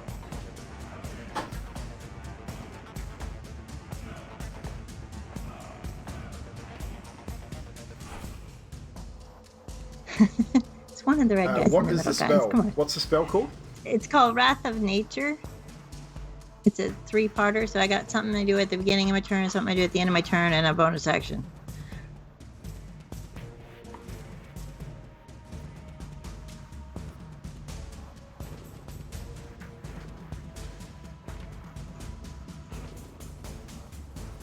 It's 60 foot wide across, yeah? Yeah, 60-foot cube.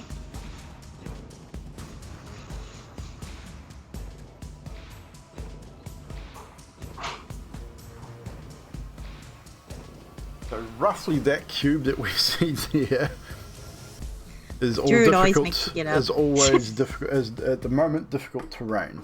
Alright, so it says at the start of each of my turns, each of the enemies within 10 feet of any tree succeed on a dex saving throw. So. Okay, so any enemy within 10 feet of a tree? Yeah. So that would be 1, 2, 3. 3 of them, or 4 or 5 of them, sorry, need to make dex saves. So the elementals will. Gotta pass an 18. One does, one doesn't, and 3 of the lesser demons. One does, one doesn't, 2 doesn't. So you got 2 saves and the rest have failed. So they'll take 12. The ones that failed. The 12. What sort of damage is it? Slashing from the trees. So 12 slashing damage to one of them, one of them. And then it says that the. Oh wait, till you're done. It's classed as a magical attack. So yep, that's cool. And then it says at the end of each of the turns, one creature of my choice on the ground in the cube must make a strength save. So I'll try like one of the little guys. Is it the end of your turn or the end of their turn? The end of each of my turns. End of each of your turns. So that's going to be the end of your turn? Yeah. So well, there's also a bonus action, but I don't know. It's up to you. If you want to use your bonus action, the bonus action is like one of the loose rocks. Is there any loose rocks in the There area? will be some, not large ones, but there will be loose rocks on the ground, yeah. And that's his ranged spell attack as a bonus action. So Who are you going to target for it? Yeah, one of the little, maybe the big red guy in the middle. Big red on, yep, no worries. I think it's going to miss with an 11 though. If you're targeting the big dude, yeah, that'll definitely miss. Yeah, so I'll just do the So strength check. end of my turn. Yeah, strength check. Okay, so that one failed. Okay, and he takes. He's restrained. So.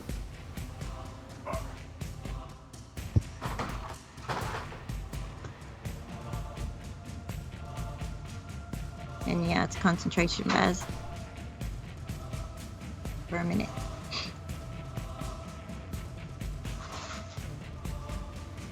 The one with the green ring on it is restrained. And that's me. Bloody druids. Druids and dragons. So, that is your turn. Next up, it is the elemental's turn.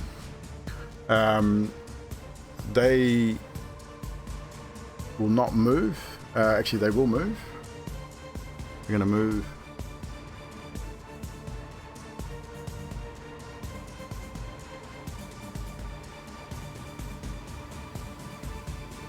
To the front of the portal. In a almost a shield like motion. The militia at this point is going to hold their position, seeing what you're doing. They've moved off to the right flank. They've seen what's happening. The trees lashing out at creatures. They haven't heard the sound of the horn from Garrot, so they're going to hold at this point. Next up is the big guy's turn. The large demon standing in the center, sort of looking around, realizing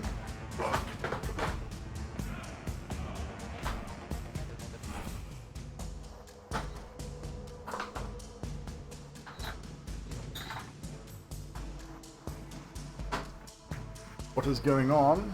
This sounds kind of bad, guys. Realizing the ground has changed, lifts 60 feet into the air, straight up, and you hear him roar again, and that is his turn. Next up, it's the small guys. They have got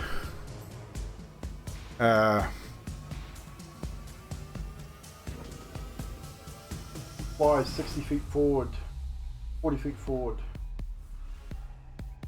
flies to here and lands, flies there and lands.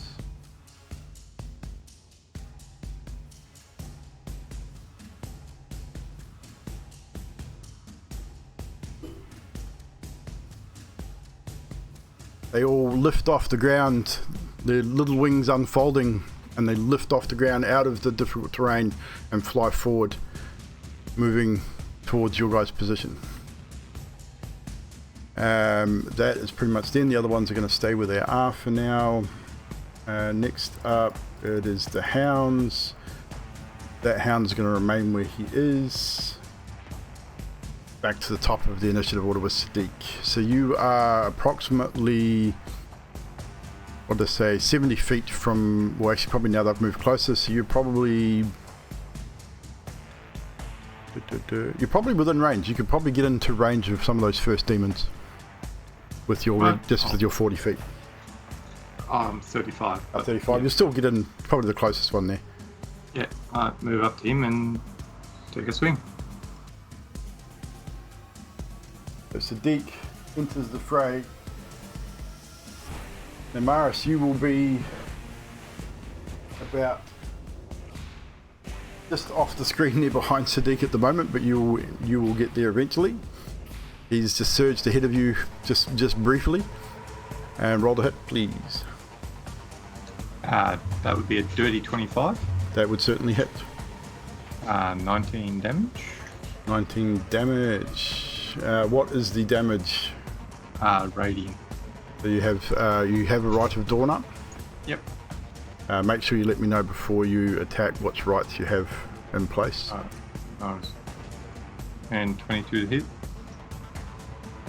1 second, just gotta check. Yep, that'll be good. So 19, that does hit. And 14 damage. 14 damage. Your two massive blows with your greatsword almost cripple this lesser being in an instant. It is not looking very healthy at all, but it is still up. With that, it is now the larger demon's turn. Not the larger demon, the larger of the three demons. Do they have a fly speed? No, they don't. So difficult terrain, half movement speed. They're not going to move. They're going to stay right where they are. What he is going to do is, seeing Sadiq there. Sadiq, I don't need you to make a save. I need you to be prepared for this.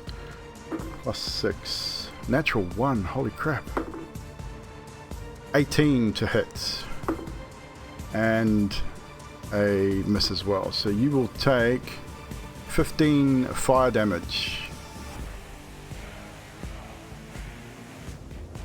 And I need you to make a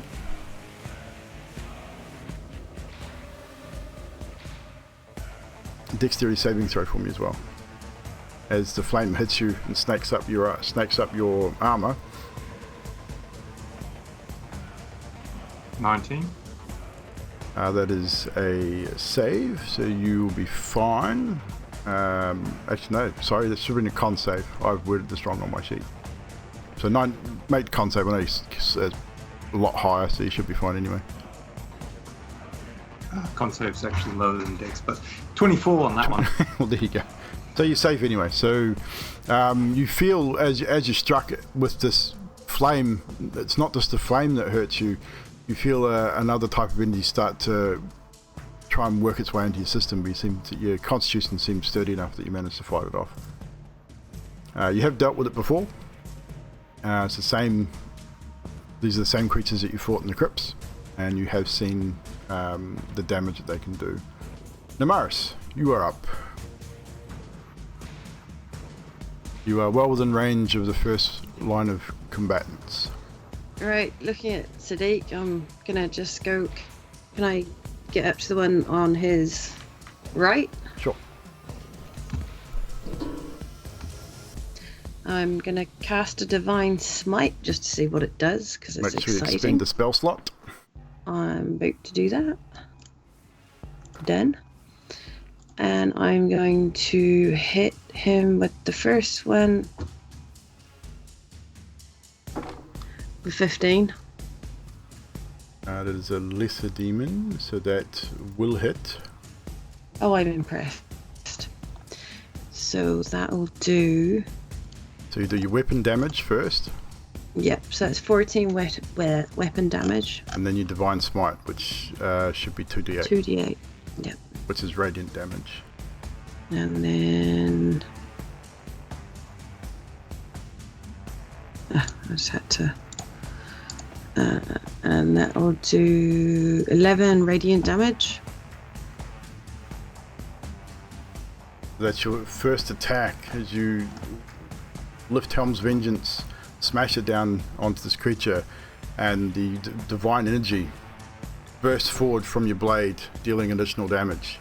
It is bloody, to say the least. Alright, my second attack is a 21 to hit, It hits. and that will be 13. We'll get 8 from 13 damage.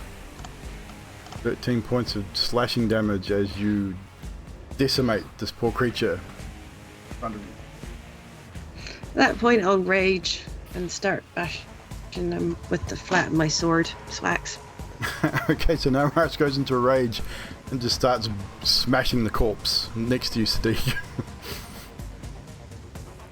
Next up is Alessandros. Shifting targets to the one big red dude not flying. You got 3 big red dudes not flying. The bright red one. Okay, the one in the center. Right, no worries. Yeah. 20 to hit. That will hit.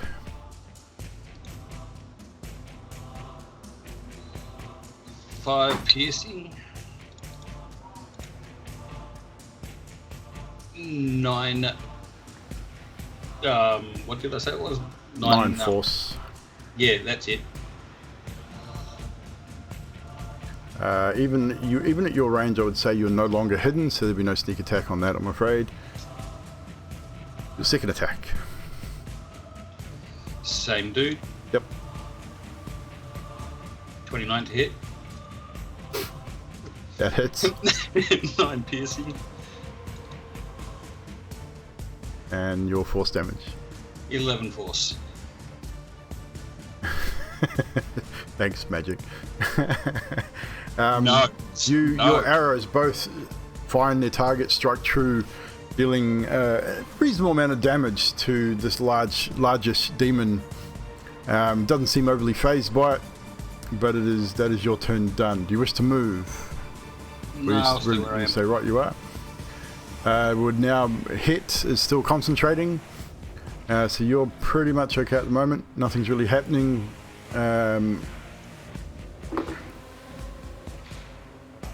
Gurot's going to stay where he is, protect Het. No demon has noticed you guys as yet. Ildri, it is now your turn.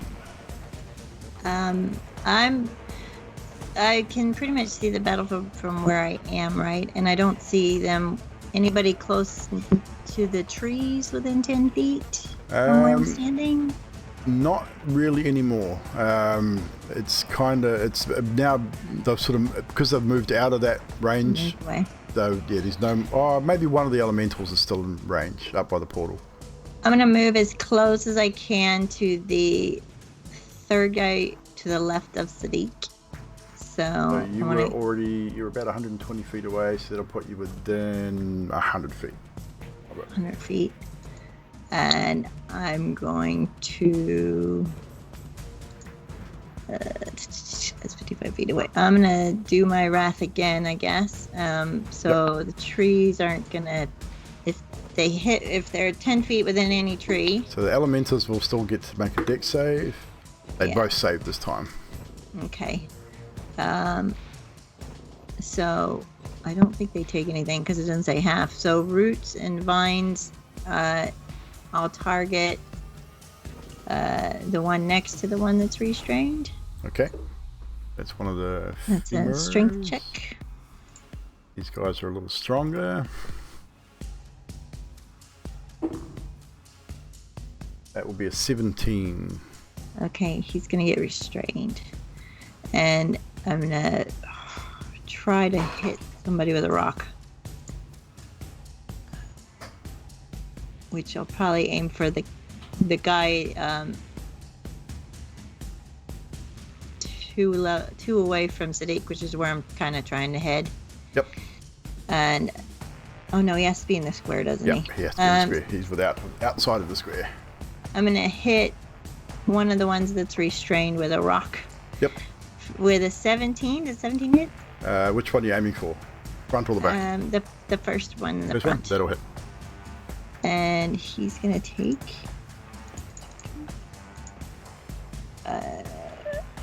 22 damage. Whew. Nice. Bludgeoning. 22 bludgeoning damage. That is non-magical damage because it's a rock, so they'll only be that much. That's it. That is your turn. So next up we have the fire elementals. They're going to remain where they are right in front of the portal as instructed. Militia at this point is still holding. They have not been given they don't have any reason to move forward as yet. They're going to hold their position. This time now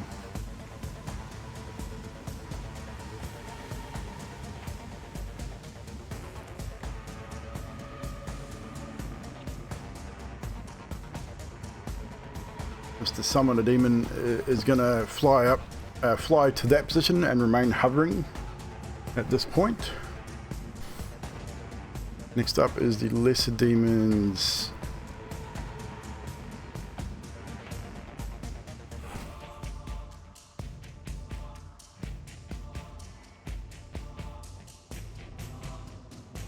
They're just going to swarm on Sadiq. So Sadiq going to take a barrage of attacks here.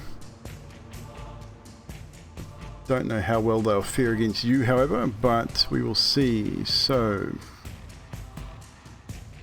3 attacks per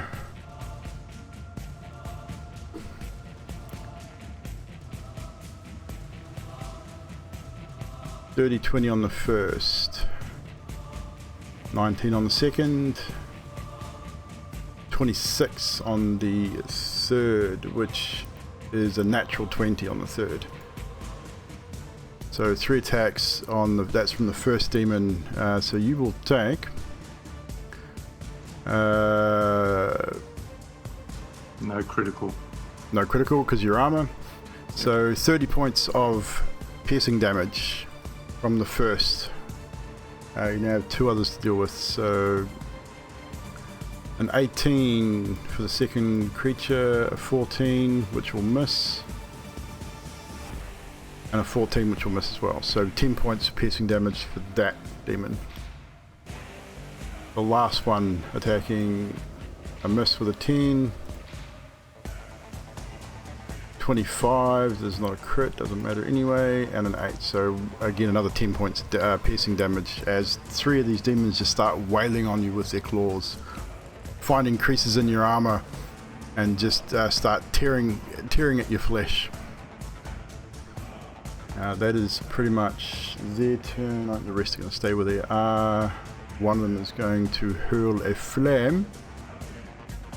Two of them are going to hurl a flame. One of them at you, Namaris, which will miss with a 13, or is that hit? Misses. You'd be attuned to your braces by now too, with the amount of hours that you spent with them on travelling here, so make sure you're attuned to those. The second one is going to hurl flame at you, Namaris.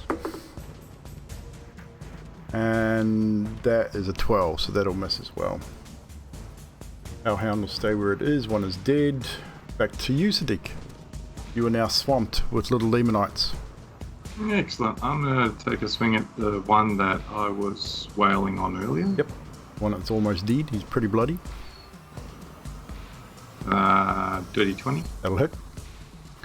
You will kill him, so just roll damage. He's only got 5 hit points, but you will definitely kill him no matter what you roll on that attack. It's 14, so yeah.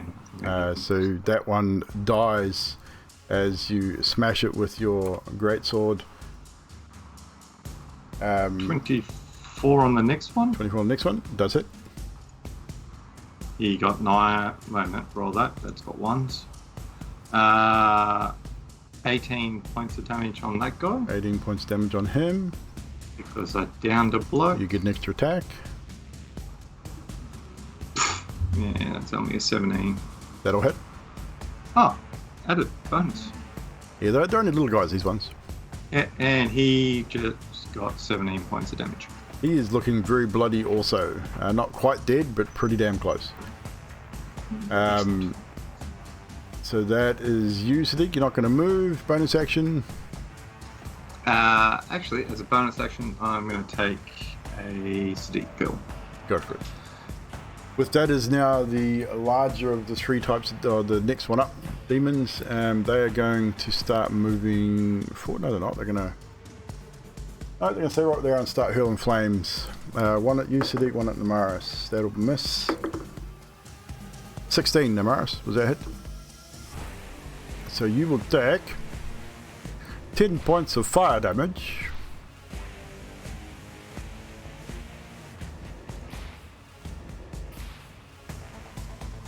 Don't hold your finger up at me. Sorry, I was just trying to wait. That doesn't get halved, does it? No, it's only physical damage that gets halved. Okay. Sweet. So you,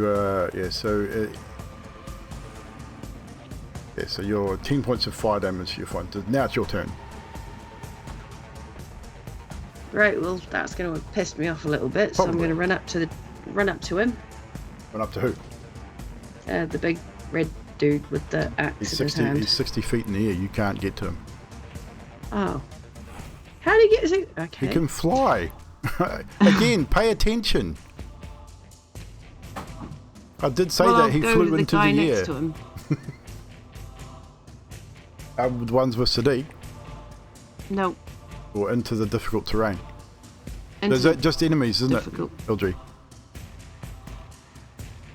Yes, it's Okay. only enemies. 5, 10, 15, 20. Yep, you'll get there. Count it out. He is restrained, so Alright. he will get advantage on the attack as he is restrained. Okay. Well, I am going to hit him with a 26 anyway. I'm pretty sure that will hit. He's been hit with a rock as well. That will be 16 damage. That will be on the enough first to hit. kill him, as that is the exact amount of hit points he had left. So you Now managed to slash another one to death. You now have a second attack. How high up did you say this dude 60 feet. was? Ooh. Am I able to swap my... Oh no, that's not going to work. You can swap your weapons as a free action if you wanted to switch out for a throwing axe, but I don't think you'd be able to reach him anyway. Be just at the apex of your range. I mean, I've got a longbow as well, but that's no point. No. I'll just dance. I'll just stand there and grr. I'll shake my fist at him. You'll stand there and grr. Okay. So Namara stands there and grrs, as now it's Alessandra's turn. Well, seeing how that flying asshole is there and harassing Namaris, or taunting Namaris. He's not doing anything, he's just hovering. Yeah, You're going to change your target? Change the target to him. No problem. Fire away. 25 to hit. That hits. 11 piercing. 11 piercing damage as your arrow finds its target. And 9... 9 force. That's it. No problem. Your second attack. 25 to hit. It hits. Oh my god, really? 11 piercing. Hey, it's all damage, man. Oh, okay, I got 1 point higher this time. 10 force. 10 force. It's still reasonable. It's still, you're doing almost 40 points of damage in a single attack, so I wouldn't be complaining too much. No, it was all identical rolling almost. That's pretty good. So he does take a bit of damage. He doesn't seem to be too concerned at this point, but he is definitely taking some damage here. Next up, if that is you, is Het again. Het is still concentrating.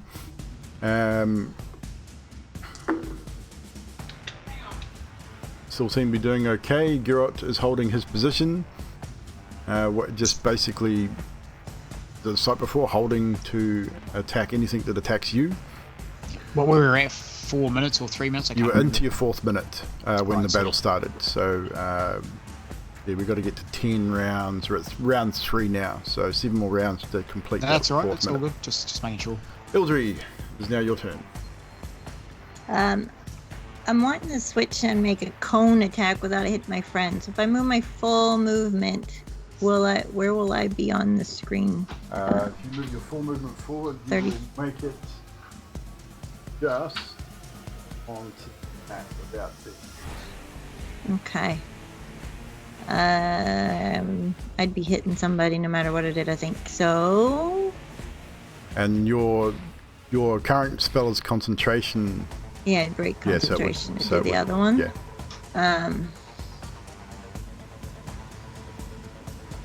I'm gonna risk it. You're gonna break concentration? Maybe hit Namaris, but I'm hoping she can save. Because it's a strength save. And I'm gonna take out my obsidian tablet and slash my hand so it bleeds and do Shout of Draconic Power in a 55-foot cone.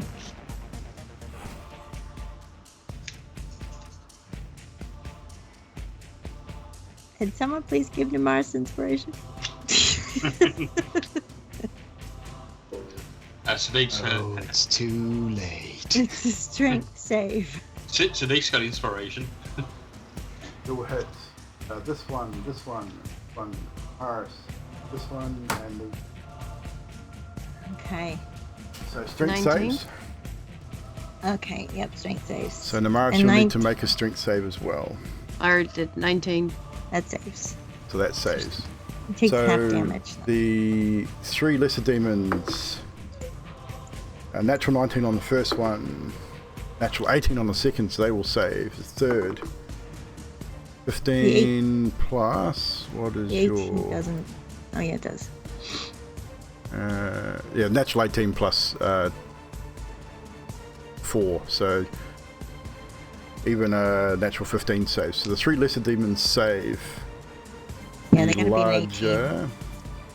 Yeah, but they rolled a 19. Yeah. Yeah. The larger demon has a +6 on his save. He will also save. Okay. Actually, he's 60 foot up in the air, so he probably wouldn't have been affected by it anyway. Yeah, cone is like a cylinder, like a trumpet shape, so it goes 60 foot high as well. Goes 60 foot up as well? Yep. Yeah, so what's his +6? So actually, no, he would have failed. He got an 18. Okay. And the two behind, just once again, 2 more rolls, 1 natural 20 save, and another fail. So the large demon fails and 1 behind fails. Ones that fail get 40 damage and are knocked prone. The ones that save What type get 20. of damage? It's a thunderous shockwave, bludgeoning. Bludgeoning damage. So he gets 40 bludgeoning damage and is knocked prone. He will fall 60 feet in that case because he failed. Do I get half of half? You get half, and you're It's not magical, so it's. I'm not sure. Why would you get half of half? Oh, you got rage up too. Yeah, you would. It's bludgeoning. It's bludgeoning damage. Yeah, but magical bludgeoning, she would take the because it's magical. It's not. Yeah, what's kind of. Yeah. So it's still. Yeah. Yep. You know, you'd take the. You save to only get half, so you don't take half. The 20? Yeah. Yeah. Also, I'll have to make another strength savings roll 1 second. to see if you're knocked back. 22. You're fine. I will heal you. I'm good. So he's going to take 66 damage from the fall. Takes another 17 points of bludgeoning as he falls. Yeah, so those that failed are knocked back 20 feet, it says. Yep, I'll just sort that in a minute. 17.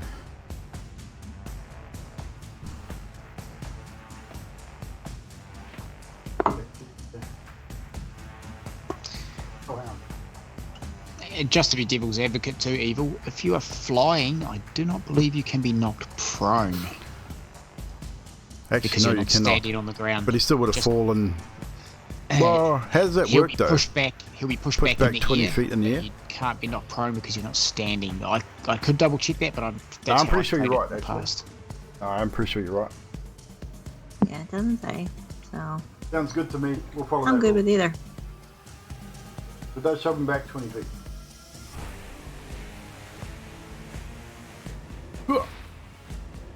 I'm happy with that. I'll just remove that bludgeoning damage, and that's you. All these new spells that you get at the high levels, guys. Crazy. Fire elementals will remain where they are, protecting the rift, so they have been told. Militia will stay where they are. The large devil's turn. He is now going to be focusing on you, Ildri.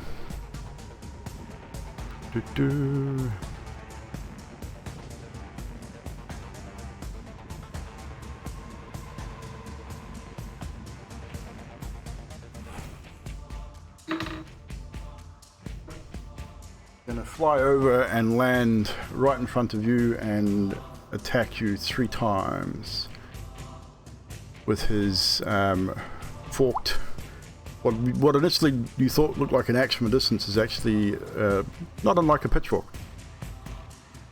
It's typical devil stuff. So the first attack will be an 18.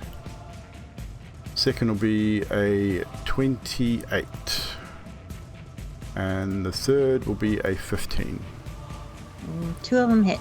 2 hits. So you will take 30 points of piercing damage as he strikes forward multiple times, just jabbing at you and finding purchase through your armor, opening up several wounds. Next up is the lesser demons that have swamped in around Sadiq. We still have the other one's going to push in. Yes, Sadiq, you have 4 of them on you now. Multiple attacks.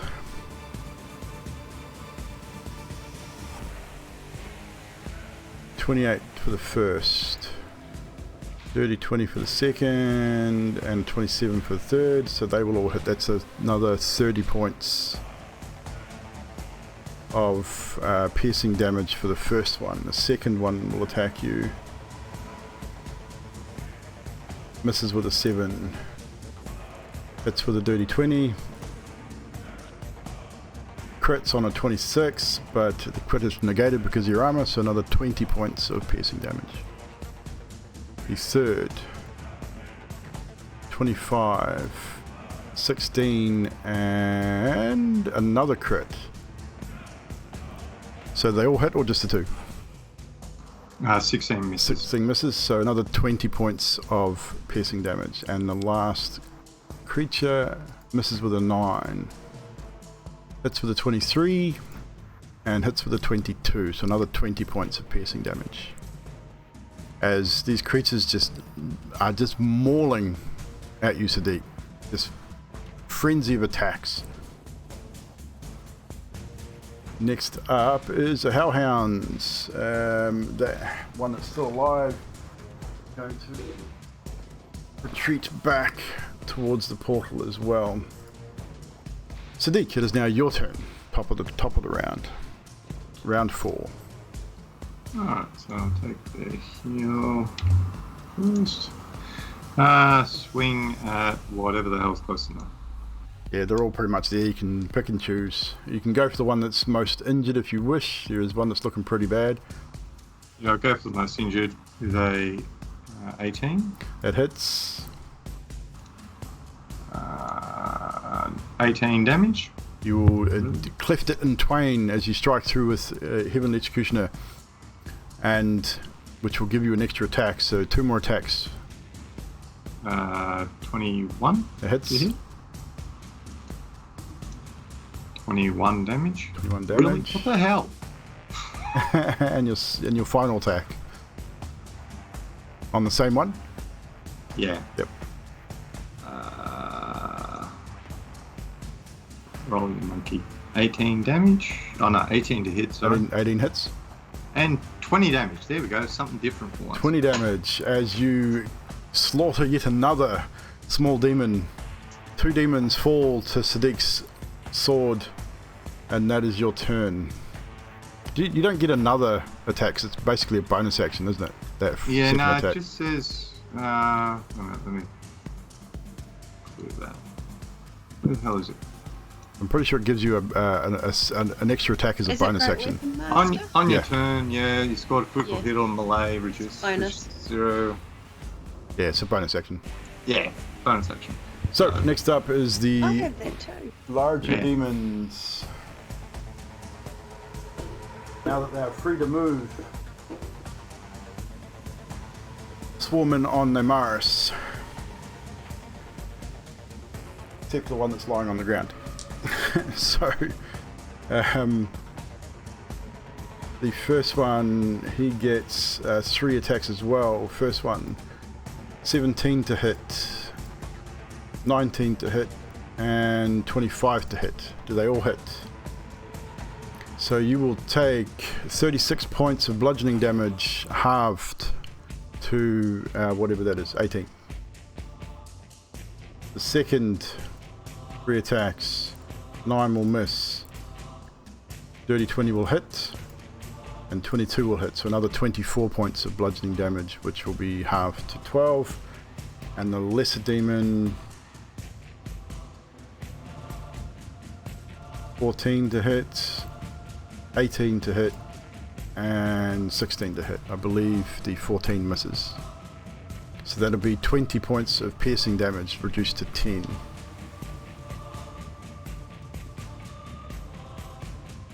Right, so that is pretty much them. Next up it is you, Namaris. It's now your turn. You have an opportunity to retaliate. And I certainly will. I'll hit the first one. I'm almost tempted to use my...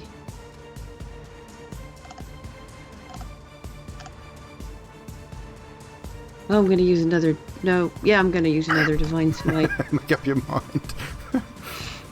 Divine Smite. Smite. So expend the spell slot. Add Divine Smite to your attack. and I'm gonna hit him with 28. Which one are you hitting? You got a lesser demon and a large one. 2 larger ones. Oh, I'm just gonna swipe through all the 3 of them. I'm gonna go for the larger ones. Dude, you can't swipe through all 3 of them. Well, you can, but you need to specifically tell me which one you're hitting first. The big one. The big one, okay. Yeah. What is your attack? 28 to hit. That hits. 14 normal damage. 14 slashing. And then... And your divine smite as you... 10. Then 10 radiant damage as you pump divine energy into your attack. Your second attack. My second attack, I'm going to hit him with... You do, don't you? I do. 21 to hit. That hits.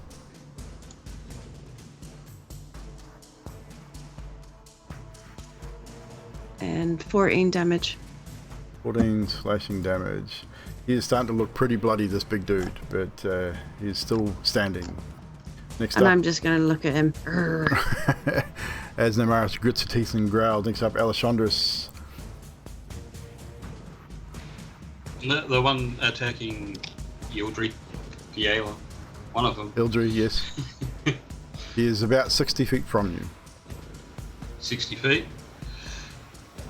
Alright, I'll move up 30. Yep. It still has you off camera, but yes. Yeah, I'll move up 30 and do bow shot. No worries, roll to hit. 23 to hit. That'll hit. 7 piercing. Yep. And 8. 8 force. And Force. your sneak attack, please.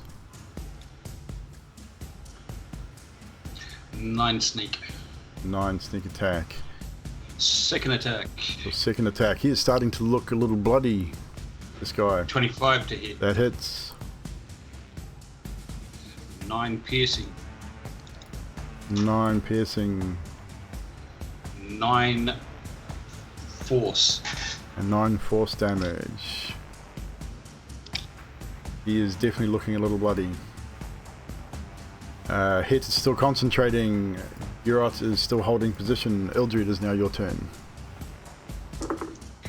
I'm gonna use my mass cure wounds in a 30-foot sphere. Which will catch Namaris and Sadiq. Alright, and they're gonna get 38 of healing. So you both receive 38 points of healing. I'm gonna stay where I am, I think. Oh, do I have shillelagh? Might as well use it if I can. Welcome! And I'm gonna hit the guy in front of me with my yep, 21 to hit, and yep, that hits. 8 damage. Ping. 8. He's looking pretty worse for it. Like, he's looking pretty beat up though. He's taken a fair amount of damage, but he's again, as you know, with demons, they just don't seem to care. They're still coming. He's still coming forward, still attacking. Next up is the fire elementals, and one of them starts moving off towards left into the trees. Hit, you hear your protector. Hold that spell. I'll hold him off. Yep, Hit just carries on chanting. And with that, militia hold. They don't seem to do anything at this point. It is the larger demon's turn now, as he looks at you, Ildri, and just roars. And you, again, as he opens his gullet and roars at you, the hot embers come from inside his throat. You can feel the heat of his breath, the smell of sulfur, and he will make. He's going to make a 2 attacks with his fork and 1 with his tail. 14 to hit. 14 to hit, and a 22. The 22 hits. 22 hits, so you will take 10 points of bludgeoning damage. You'll also need to make a Constitution saving throw, please. 13. 13, that is a failure. Yeah. You lose 10 another 10 hit points as the wound starts to fester almost immediately. Just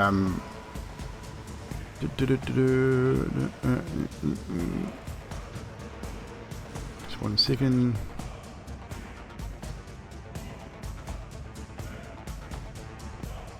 Right, so that's another further 10 points of damage. And that is pretty much his turn. He's going to stay where he is. Next up is the lesser demons. Again, one of them on Namaris, 3 attacks. The rest are on Sadiq.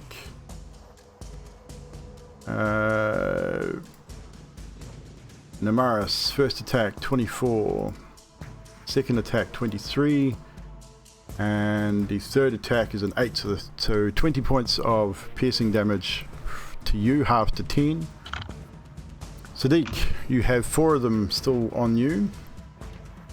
The first one, 14, 20, and 14.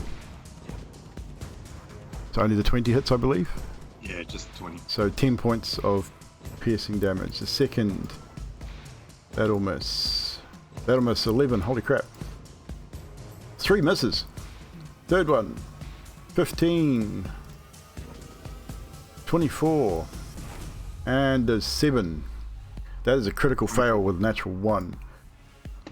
So only one of those hit? Yeah, just 24. So 10 points of piercing damage, and the last one, a natural 20, a 9, and a 21. So 2 hits on that, so another 20 points of piercing damage. And that is the end of their turn. Hellhound also turns and starts heading in that direction.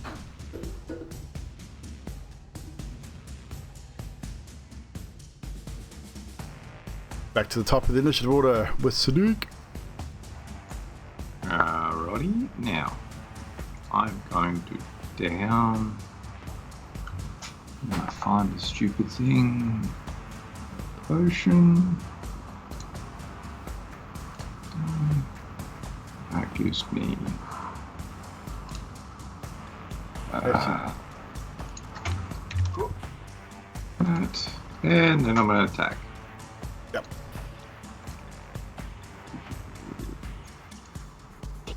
Add 20 points back to your hit points. One of those was dead. Ah, okay. I forgot to lay him down. Awesome. 15 to hit. It hits. Oh, crap. Okay. Damage. Ooh, nice. 23 points of damage. That's enough to kill another one. Who left? Excellent. Sadiq's just carving through these, after taking so much damage, just seems to be carving through these demons. Your attack, please. 21 and 21 damage. 21 and 21 damage, not a problem. And your third and final bonus attack. I can't do it because I had a potion. Oh, you took a I potion? already used my bonus attack. Okay, cool. Got bonus action. That is cool. That is your turn. Next up is the larger demons. One is going to stand up with half his movement. Move with that group there. The other two are going to attack Nemaris. So Nemaris, we're going to attack with his tail, club tail. An 8, that misses. A 22, that hits. And a 9 misses, so 12 points of bludgeoning damage, half to 6. Second one, 14, 7, holy crap, and a 22. So does a 14 hit? No, so there's one hit again, so another 6 points of bludgeoning damage. That is their turn. Namaris, it is now your turn.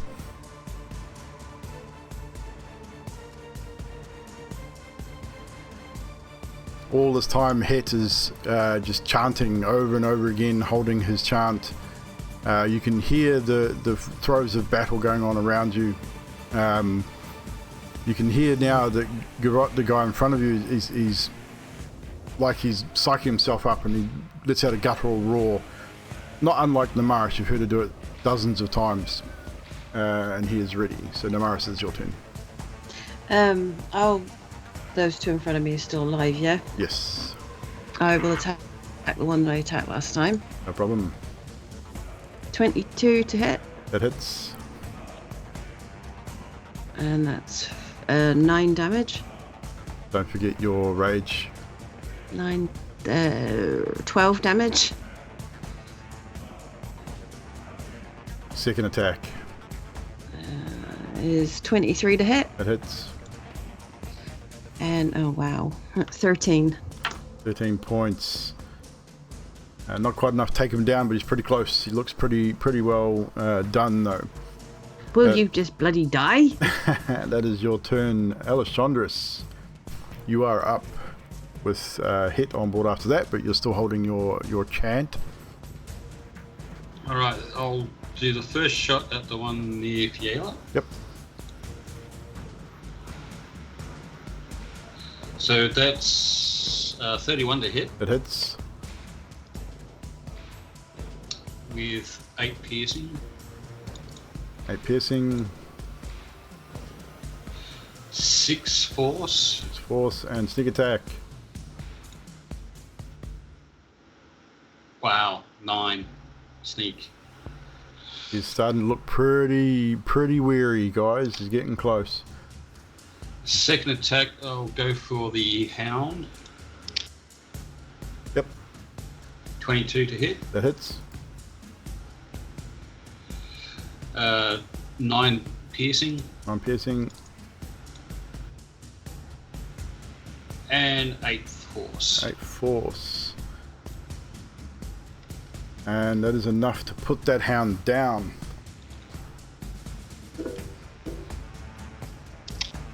As the arrow pierces it, it just skids to a stop, face first in the dirt. That is you, Alessandris. Hit. Yep. You're still concentrating. Your right charges forward. He won't make it onto the battle map, but he is charging forward towards his prey with double movement. Ildri, you are up. I'm going to cast Cure Wounds on Sadiq Yep. for 29.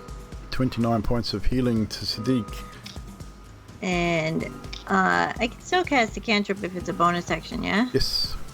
Alright, I'm going to look at the guy in front of me and yell at him like a draconic kind of yell, and he needs to make a wisdom save. Wisdom save. I'm going to cast The natural Bloodlust. 20 on the save. Alright, he's fine. Just yell at him. And he sort of yells back at you.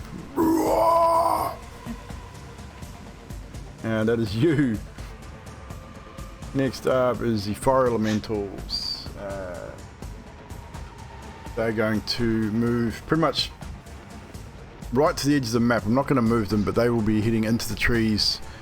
Or he will be heading into the trees and attacking Mr. Girot, and will miss anyway, I believe. Look at that. Yes, he will. So that is that turn. Next up is the larger devil, who's going to re-attack you, Ildri. 12 will miss. A 12 will miss. Holy jeebus. And a tail attack. A 15, will that hit? All 3 will miss. You manage to dodge out of the way as he strikes forward with his fork, then with his tail, missing. Now the lesser demons, which we only have 2 left up. So Sadiq, 6 attacks on you. 25, 14, 14, which was most 1 hit so far. A 20, 2 hits. 13 is a miss. And so 3 hits, 30 points of piercing damage from that round of claw attacks from these demons. You are going to be sore tomorrow. You are going to be scarred. Hellhounds are down. So now it is your turn, Sadiq. Alright, what the hell's around me? I've just got the two dudes. He's got the two smaller ones left up. Yep. Alright.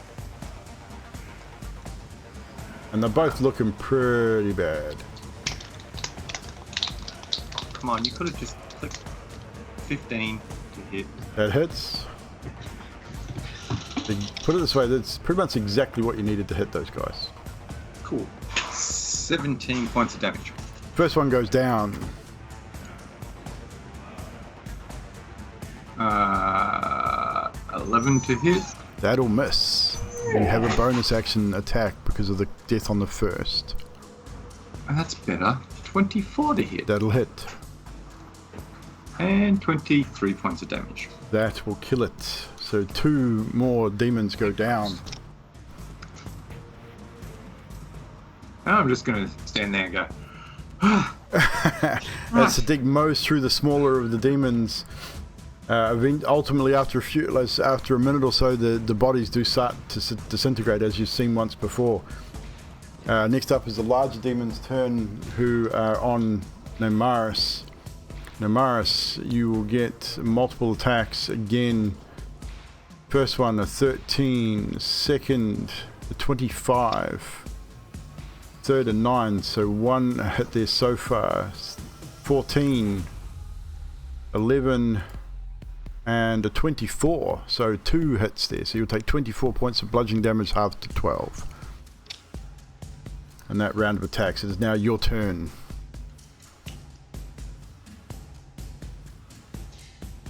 Right. I look at the one that's right next to me, and it's like, you're going to go down this time, but bloody kills me. And I hit him with a nat 20, so that's a 30 to hit. That hits. So maximum weapon damage, then roll on top. So that's 22 total. Is that with your rolled as well? Yeah. And your that's raging with crit hit. and your raging damage. 25 to hit. 25 damage. Still not dead. He's close. He's not. You're joking. Nope. Second attack. I use my inspiration because that was really bad. So 28 to hit That with hits. the second one. And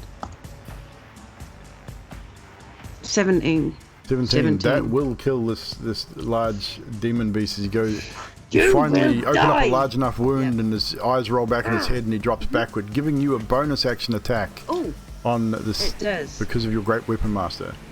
It does. Oh, and I'm just going to roll the damage without rolling to hit. 21 to hit. That hits. And 16 damage. 16 points of slashing damage on the second one, and that is your turn over as Namaris, you lets out a guttural roar as she downs a demon finally. And still leaves another standing, however. Alessandros, you're up. Big red and hairy. Yep. He's not hairy, but he's big and red. Alright, 30 to hit. That hits. 7 piercing. 9 force. 9 force, and your sneak attack. 12 sneak. 12 sneak attack damage. Describe the demise of this large demon, please, sir, as you end its life. He's like a pincushion, only you can't see where the arrows are, just where the holes are. So, all 2 arrows, and just strike just above the collarbone, just below where the neck and collarbone join, and instantly disappear. But the gush of blood, what would be blood, is dark grey instead of red, and it just oozes from the wounds running down his chest, sinks to his knees, and slumps to one side. Tongue lulls from the left-hand side of his mouth as he rocks over in front of you, Viola, and breathes his last rattly breath. And that is you, I believe. No, or you can move. One more attack. Oh, one more attack? Yes, you do. I'll take the fire elemental that's gone into the forest, or Can I you can still see him? Well, actually, no. From where you are, probably be hidden by trees. I'll take the other demon dude that was behind the elemental. All those have moved into the trees. All you'll be able to see from your position would be Namaris and the one that she has, and probably the fire elemental at the rift. What about the one all the way over to the right? Oh, and him, who hasn't done anything yet. I forgot about him. All right, I'll take a shot at him then. Sure. I almost forgot about him. Thanks. You're welcome. 25 to hit. That hits. He's taken no damage either, so... 10 piercing. 10 piercing. Now he's taking some damage. And 8 force. So he is looking pretty bloody already with a single attack. And moving up 30. That'll put you just onto the battle map. Or on the floor. Oh, damn, the DM dropped me on the floor. Right, just beside Ildry there. Next up, Het is still concentrating, but as you're concentrating you can hear the battle raging in front of you. Now it's definitely within earshot. Grot makes, you can hear him grunting and it feels warm all of a sudden though. It's one thing you do feel is warmth. Where are Garrot and like is how far ahead of you? I'm not looking, but roughly. He is roughly. He'd probably only just be off the map, so he's He's probably about 30 or 40 feet in front of you. Yeah. But he's not quite on the battle map. So I'll actually remove these places. Yeah, is his mate nearby as well? No, he was just him and you. Oh yeah, so the other army sort of other army on the right hand side of the map, they haven't engaged. They've sort of waited to see if they would be needed. At this point, they've gauged that they would not be.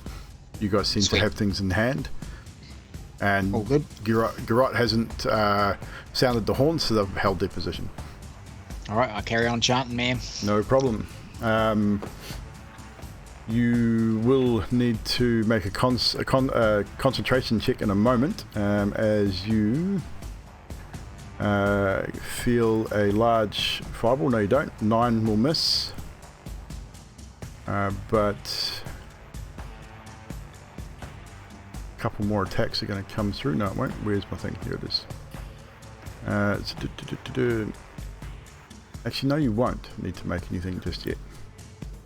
Not their turn. He is dead. Lesser Devil is up. So he's going to make a hurl flame attack at... Who's closest? Sadiq, you'll be closest to him.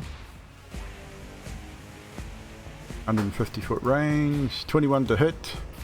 You will take 10 points of fire damage, Sadiq, as a fireball comes hurtling across the battlefield and slams into your side.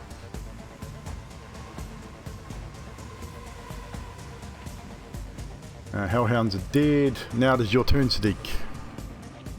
As pretty much everything is dead except for you got the one by Namaris, there's one over in the trees to your right as well, the one that just attacked you. I'm going to put the sword away. Yep.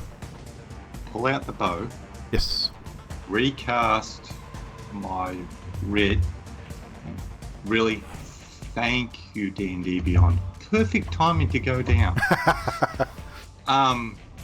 And it's going to be the thunder damage. Yes. Okay. So it's the one of raw. Yep.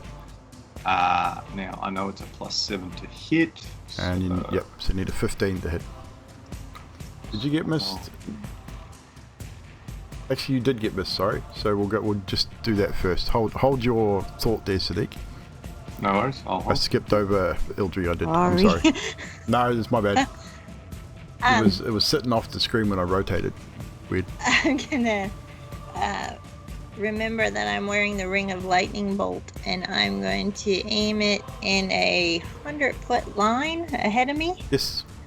So you will strike. It's a dex save. You will strike the one by Namaris and the one and the elemental that's by the portal. Hopefully. So dex save. What is this dex +3? So the elemental fails. And when I find the other one, rolls an 18. Okay. The other one. So which one? Do they both fail? Succeed or what? You muted. One fails and one saves. So the one Okay. that fails gets 39 Whew. lightning, and the one that doesn't, half of that. 39. Let's see what the damage immunities are here. No, good. So 39 on the failure. Succeed. The successful takes half. So that'll be what? 18? Yeah, something like that. No, more than that. 15 and 30. God, my math is terrible. No, 18. Will be. And I'm gonna that move. Yeah, I'll just move forward a little bit, like 20 feet.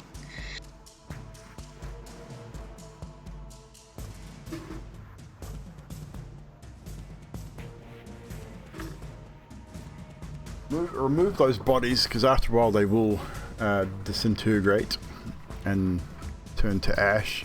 Sadiq, it's now your turn. Right, I'm going off the roll that I did. Yep, that's fine. And I you'll told you to hold understand why, because it was a 27 to hit, so it's a critical hit. it. No worries. If I remember right, it's a D8. For your bow, yes. It's 2D8 plus 7, because it's a critical hit. So that's 20 points of damage. And that is enough to kill it. Done. Awesome. So the other lesser demon is now gone. Quick. As Sadiq's arrow finds its target, you have movement. You have another attack.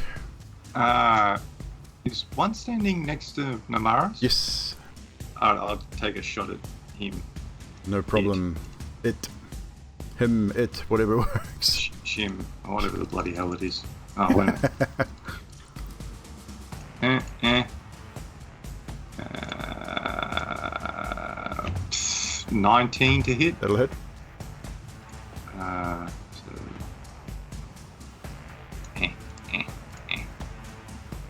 Piss off. I don't know. Not 2.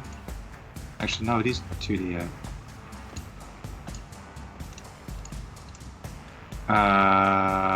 16 points of damage.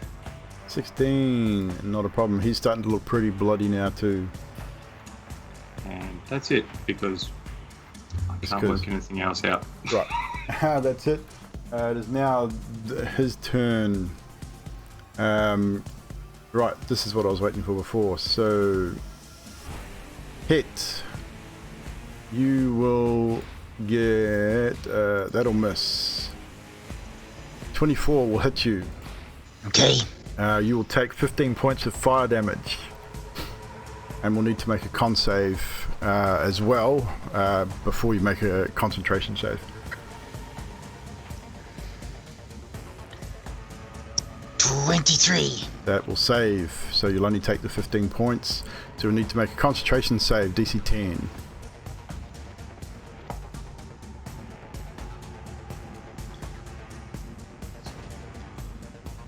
Spot on 10. That'll be enough to save. You maintain your chant. You take the damage. You don't skip a beat on your chant, but as much as it hurt, keep on keeping on. Next one, Namaris will attack you with its tail again. 3 tail attacks, 25 to hit, a 9 to hit, and a 7. Oh, so one, so 6 points of damage. That's already halved. It's now your turn.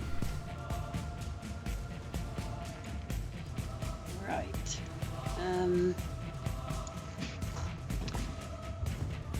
I am gonna attack the one that's in front of me. Attack away.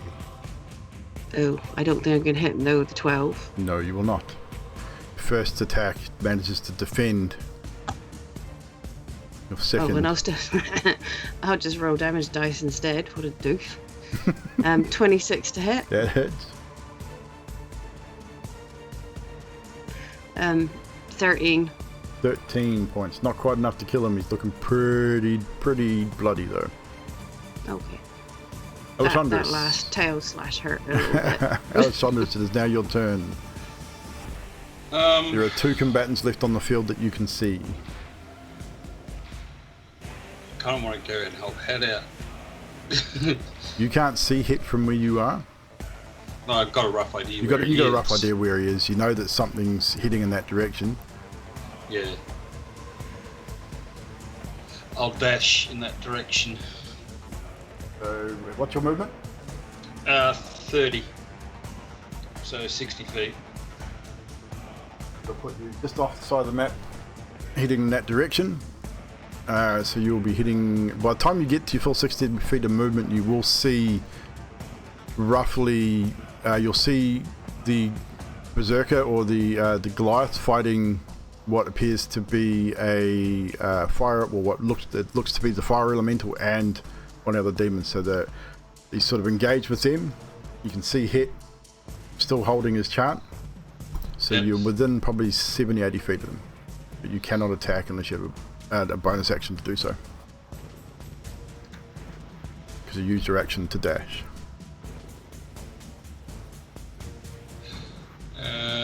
Negative. Okay, so that is. Hang on. I suppose I could have used cunning action. Which does what?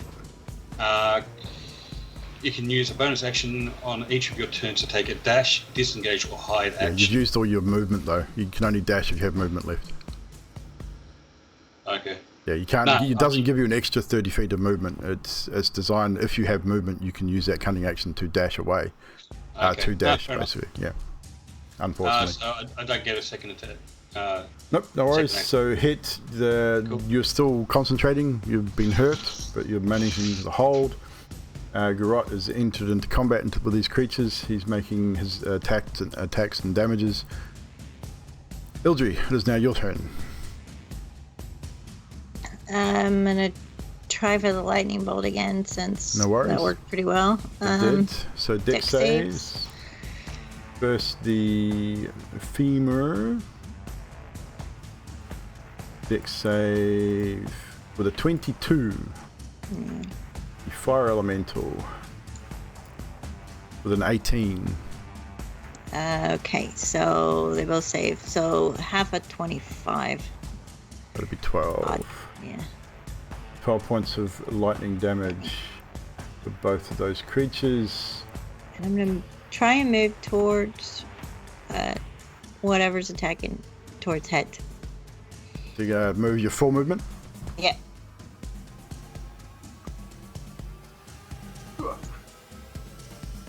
So that from where you are, that'll probably put you within 60 feet of where they are. So you'll have line of sight on them through the trees. They will get some cover, so the AC will be a little higher through the trees, but you can see them. Okay. Next up is the fire elementals. They will have a round of attacks against Garrot, one of them. The other one.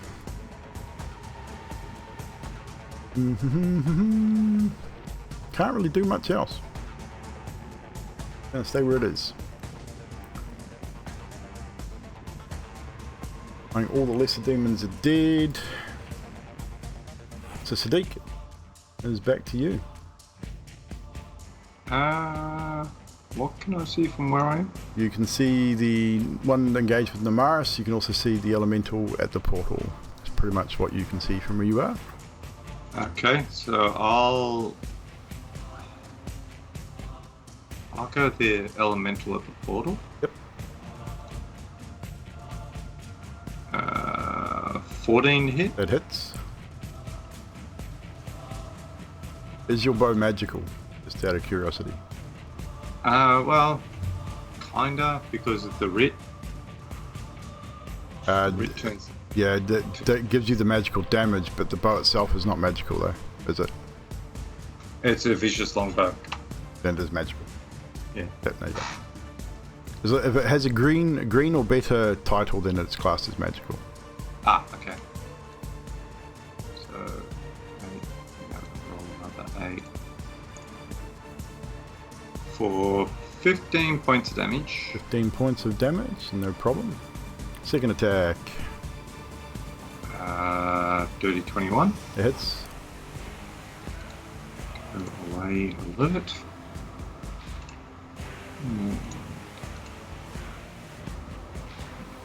That one took a whole vicious 6 points of damage. It is looking pretty shaky. It's not bad, but still it's taken some damage. That is you. Next up is the one, well, the two from here still standing. Namaris, you first. 25 to hit, 19 to hit, and dirty 20. So that will be 36 points, halved to 18.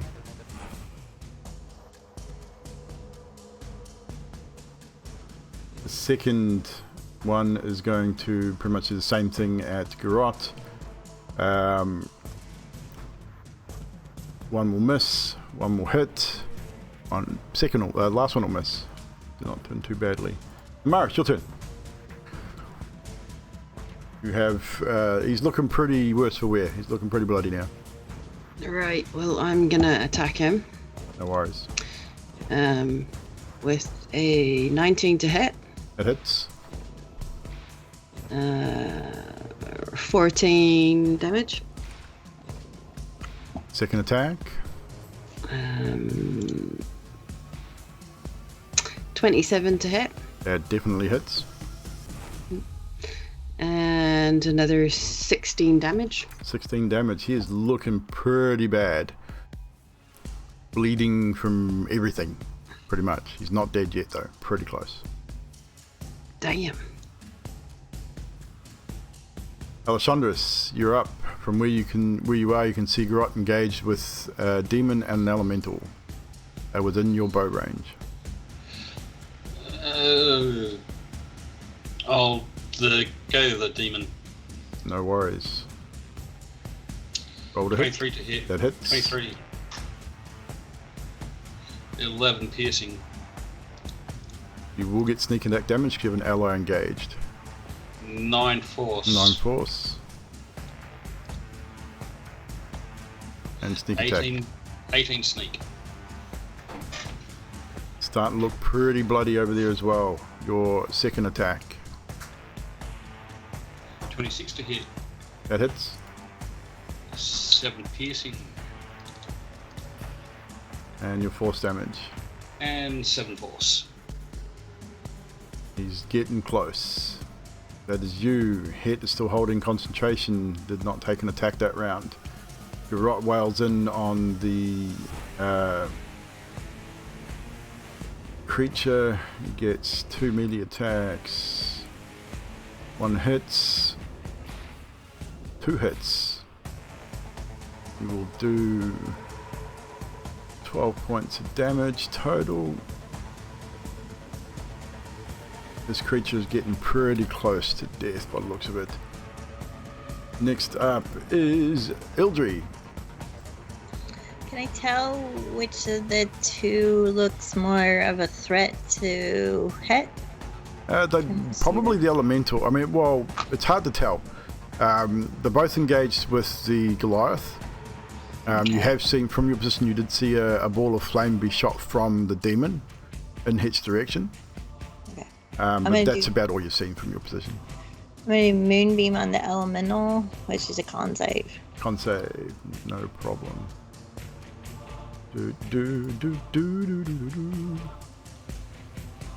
Fails with a 4. Oh, good. The 18 radiant. 18 radiant. Yeah. It is not dead, but it is looking pretty bad. That's it for me. That's it from you. Next up is the elemental's turn. The one by the portal is going to stay. The other one's going to attack Garrot with a touch spell. 16 will hit. 24 will hit, so he will take 20 points of fire damage. Next up is... I see a cat. Sadiq, it is your turn. Okay, taking a shot at the dude. Dude, okay. He's looking The pretty... elemental in near the portal. Elemental near the portal? No worries. 14. That will hit. Nice.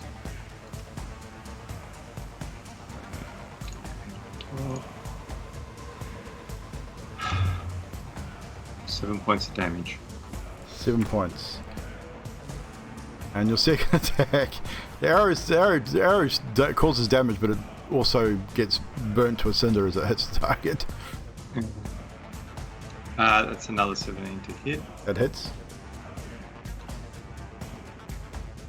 We're almost there, guys. We're almost there. Cool. 10, 12 points of damage. It is looking pretty bad. It's trying hard to maintain its form. It doesn't seem to be holding it very well. Okay. That's you. That's it.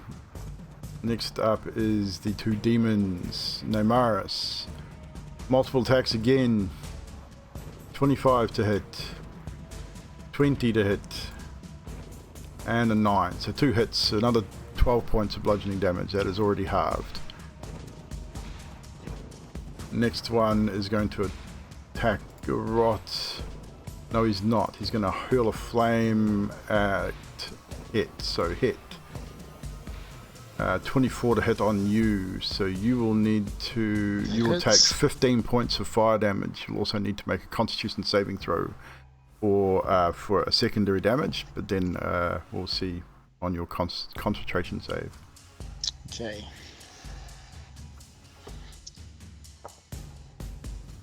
So what am I rolling first? Just a Constitution save. Constitution save. 9. That is a failure. You'll take another 8 points of necrotic damage as well, for a total of you get half of the fire damage. So I take exact because I'm resistant and vulnerable. Okay, so that'll be total of 23. Yep. So half that'll be 12. So no, it won't be. It'll be 11. So DC 11 on your con save. With concentration. Come on, baby, don't let me down. Alright, it's good. 19. 19, that is a save. You take the damage, it hurts, but once again you manage to hold your concentration. And Maris, it is your turn. You have one barely alive looking creature in front of you. One strike will take it down. I am going to hit. Kick the cat off the desk so you can see what you're doing.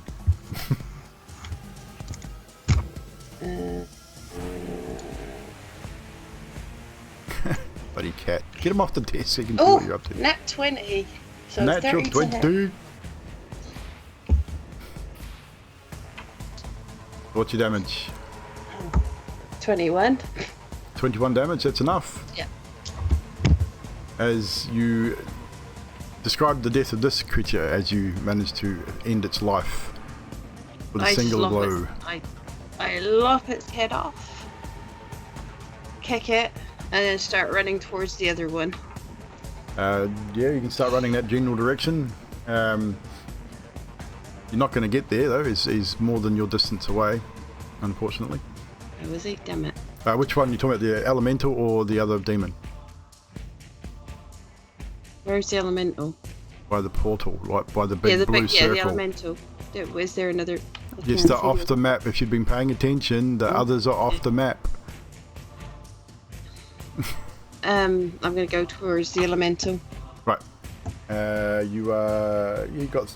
What's your movement speed? 40. Yeah, you'll get there. I'm not going to move you. It's too close to the end. And it's almost dead. 17 to hit. That'll hit. And 16. That'll be enough. Only had 11 hit points left. As you manage to... I don't know how the elemental dies. I mean, it's fire. But you manage to end this creature's life as it dissipates and returns to steam, I guess. I don't know. Goes... just puffs out in a puff of smoke. But that is your turn, I believe. Next up, Ellie. You have an elemental and a demon still alive. Going for the demon again. Yes, 19 to hit. That'll hit. Looking pretty beaten up. 10 piercing. That'll be enough. As your arrow finds target and drops this demon to its death, leaving just the elemental. And for the elemental, 31 to hit. Yeah, I think that'll hit, dude. Pretty sure, eh? 9 piercing. And the force damage. 6 force. That'll be enough to end the life of that elemental, as that elemental burns out also. And that will end our combat. Pretty much right at the almost right at the start of round 10. So that would have been the end of the 4th minute. Whew. Het spends the next minute completing the ritual. As the ritual completes, the portal swirls, changes colour from the red and orange and yellow of flame to a more arcane colour, and then eventually just slowly dissipates and disappears. The smell of sulphur leaves the air as the bodies disintegrate and turn to ash, and the regiment of Dragonscale militia move in to secure the area. Do a scouted area to make sure there are no more fiends or elementals in the immediate area. And we'll pretty much end our combat there and end the story there tonight, guys. We'll pick up next week in the aftermath of this particular battle, as it's pretty much bang on our end time. GG, guys, well done. I don't know how close anyone got to death. I know Sadiq took a fair whack of damage. Was getting pretty rough there for a moment for Sadiq. I know Namaris was doing pretty well. She's only taken half damage. Whew, it is hot. So, guys, I suppose I should consider some XP-ness too. But before that, chat, thank you so much for hanging out with us tonight. I appreciate it, as per usual. We need to thank a raid that came in earlier. That was right at the start of the show. Funky Miller with a raid. Thank you so much for the raid, guys, and for any follows that came through. Loptop with a follow. Thanks so much. Crimson dropping an inspiration as well, and Blue Jay dropping an inspiration on Nutty. Lord Crimson, did you all see the giant cat dragon in the background? Got down to 6 HP. Whew. Dude. Well done. So, as per tradition, we're going to quickly go around the panel and get some moments from tonight. I know we didn't have much RP, but there was some interesting moments in the battle as well. But Namaris, first and foremost, anything that stood out from tonight's show to you, RP or otherwise? That whole lot, just the two in the Arcanum. I don't know why I'm talking in Namaris' accent. When they're in the Arcanus. Who? When Sadiq and Het were in. Okay, oh yeah, yep. I think the bits and pieces that just cracked me up, especially when he's, whipping his thing out. Whipping his thing out. Yeah, Het whips his thing out quite frequently, so just saying. Bloody male, I don't know. Alessandros. Yes, Het and whipping it out. Yep, definitely that. And the D20 cat from Namaris. Well, the cat went across and she rolled a D20. I mean, true. come on. Oh, yeah, the cat-inspired crit. Yeah. It was a pussy crit, we'd say. Anywho, Sadiq. The banter in between me and Het, I enjoyed that. Yildri dropping the mass cure heals on me. Yeah, that was important. Yeah, pretty important. I mean, you got down to 6, yeah? So yeah, I got down to 6, and then you gave me that 20 hit points back. And that's right. I snuck myself back up again. Now I'm up to 63 now, 68 now. So because it's not very often that Sadiq gets low like that either. So yeah, it's probably the first time you've been pretty close to unconscious for quite some time. Yeah, nearly. Although I got that feat, the ability that drops me back to 1 anyway. So. But still, though, it's not very often Sadiq gets that low that it becomes a concern. No. How low did Namaris get, just out of curiosity? Even though it was half damage, you still took a fair whack.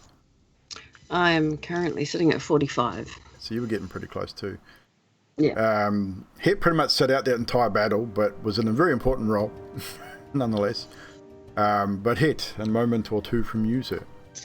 I was pretty impressed with General Ludimus's. I figured he knew Namaris, and he's like, she's not very bright, is she? And that nature attack from Eldry, that 60-foot square, that was freaking awesome. I've never seen that or heard of that before. I was pretty impressed. I've never run a druid before, so I've never really me been that deep into the druid spells. So, but no, that was good. It was a good lot of spells.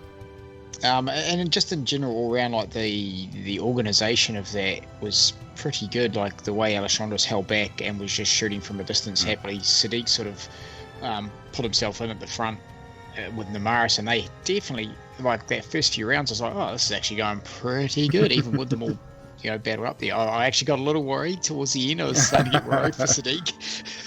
Just a little, yes. I said the encounter was designed obviously not to be easy. I mean, I put some lower level demons in there for a little bit of cannon fodder, but once they got together, 3 attacks each, plus 6 to hit, and I was rolling pretty good. So that's why they wailed on Sadiq pretty hard.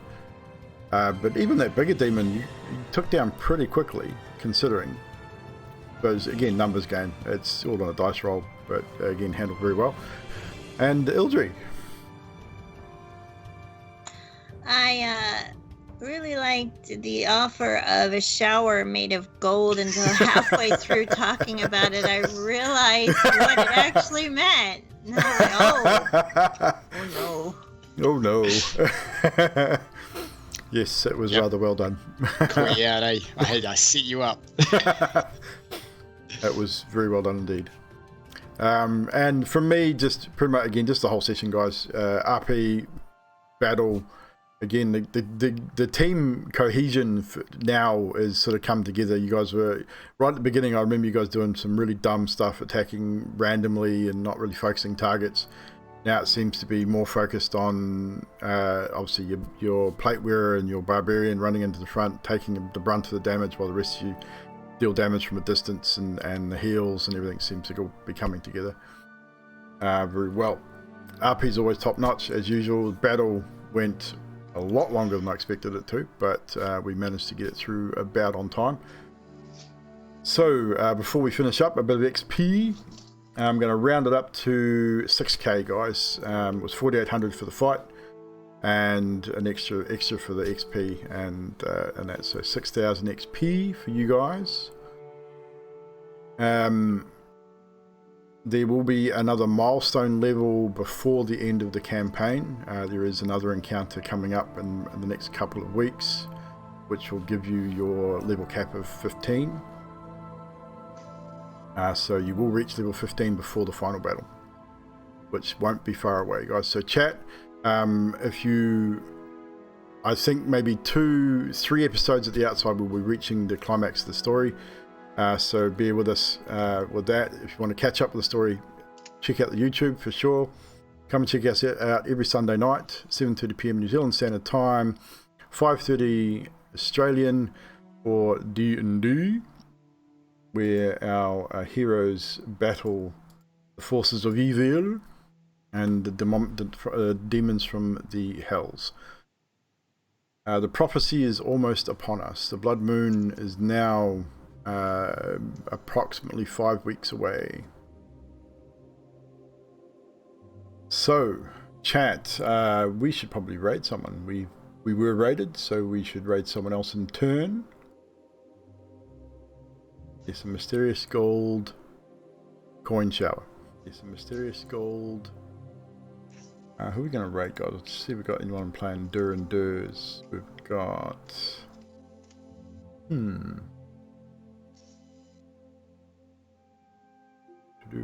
Aircraft. A lot of foreign D&Ders on tonight. See, there's some Russian ones there. German one.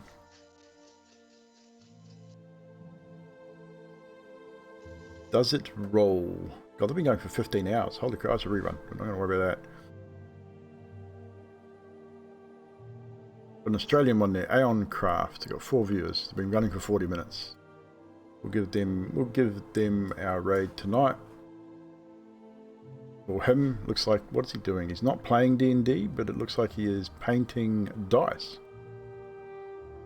Interesting. We'll raid him anyway. So use it in your dice. The dice creator, so I think that's kind of cool. For yourself, you might be able to come across. Thank you, Grim, for coming along, dude. Appreciate it. Glad you enjoyed the show, my friend. Magic, always good to see you as well. Blue Jay and all the rest of the chat. Who else? We had the Air Code. We had Mina. All the cool people in the chat tonight. Good to see you guys. We're going to raid Mr. Aeon Craft, who is painting some dice at the moment. Go chill out with him.